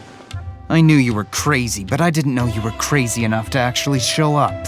It was I who demanded that these negotiations take place. I was more worried that you might go back on your promise. But to your credit, it appears that you're sticking to your word. This is turning into quite an occasion. I also brought some backup. I assume you don't mind. Backup? Aren't you the brat from the restaurant the other day? You've come to support this lunatic because he helped you out? Fine. Your funeral. I'm not going to mince my words. Once we're done with you, you'll be nothing more than fish food. Get 'em, boys! Uh-oh, here they come. Good luck, you two. That's close enough. Witness my rise. Laid bare. I'll be back. Feeling lucky today?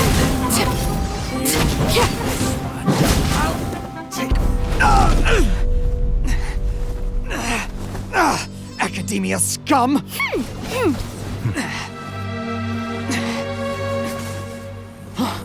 Boss! Finally! Did you use it? Great! Now we can...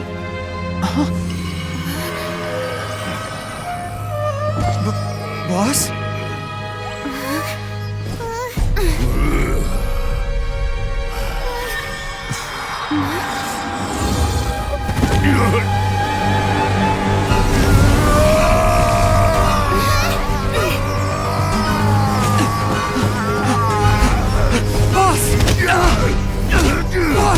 What's wrong?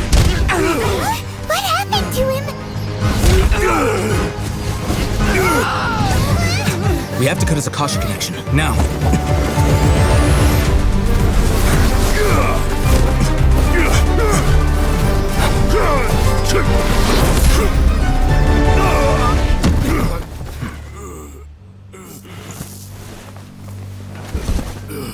Target acquired! Arrest him!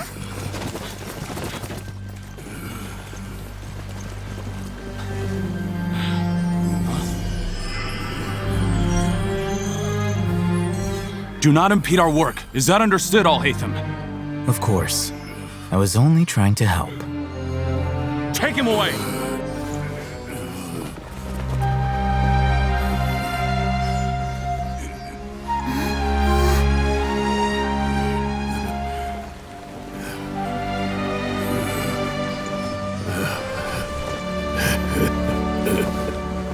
World, forget me.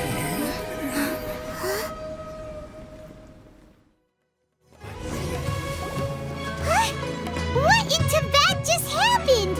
It's like that big guy suddenly lost his mind. It looks like he used the Divine Knowledge Capsule. You mean the Divine Knowledge Capsule did that to him? Oh, yeah. You mean how some researchers go insane after getting knowledge from Irminsul? I've heard of numerous incidents of researchers in Satyavada life going insane. The state that man is now in suggests that this is a similar situation.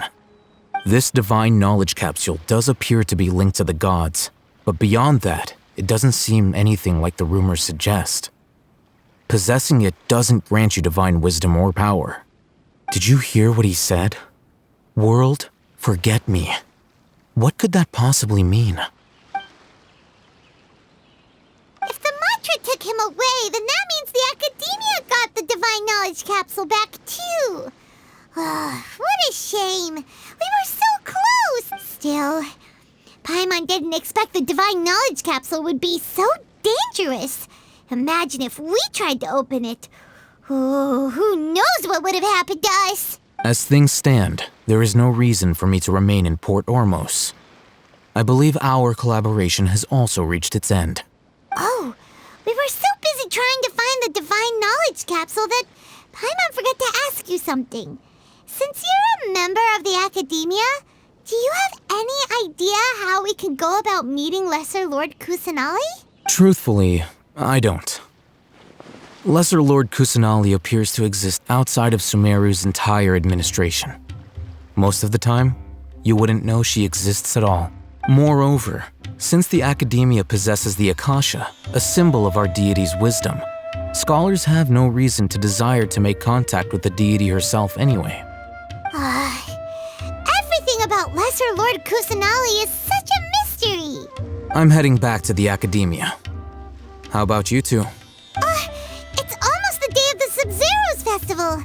Maybe we should head back too. We've been rushed off our feet over the past few days, so maybe a little rest and relaxation will do us good. Then we'll part ways here, Al-Haytham, until we meet again.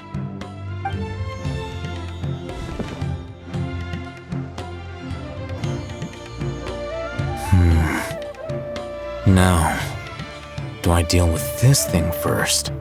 Or should I produce the report that the higher-ups require?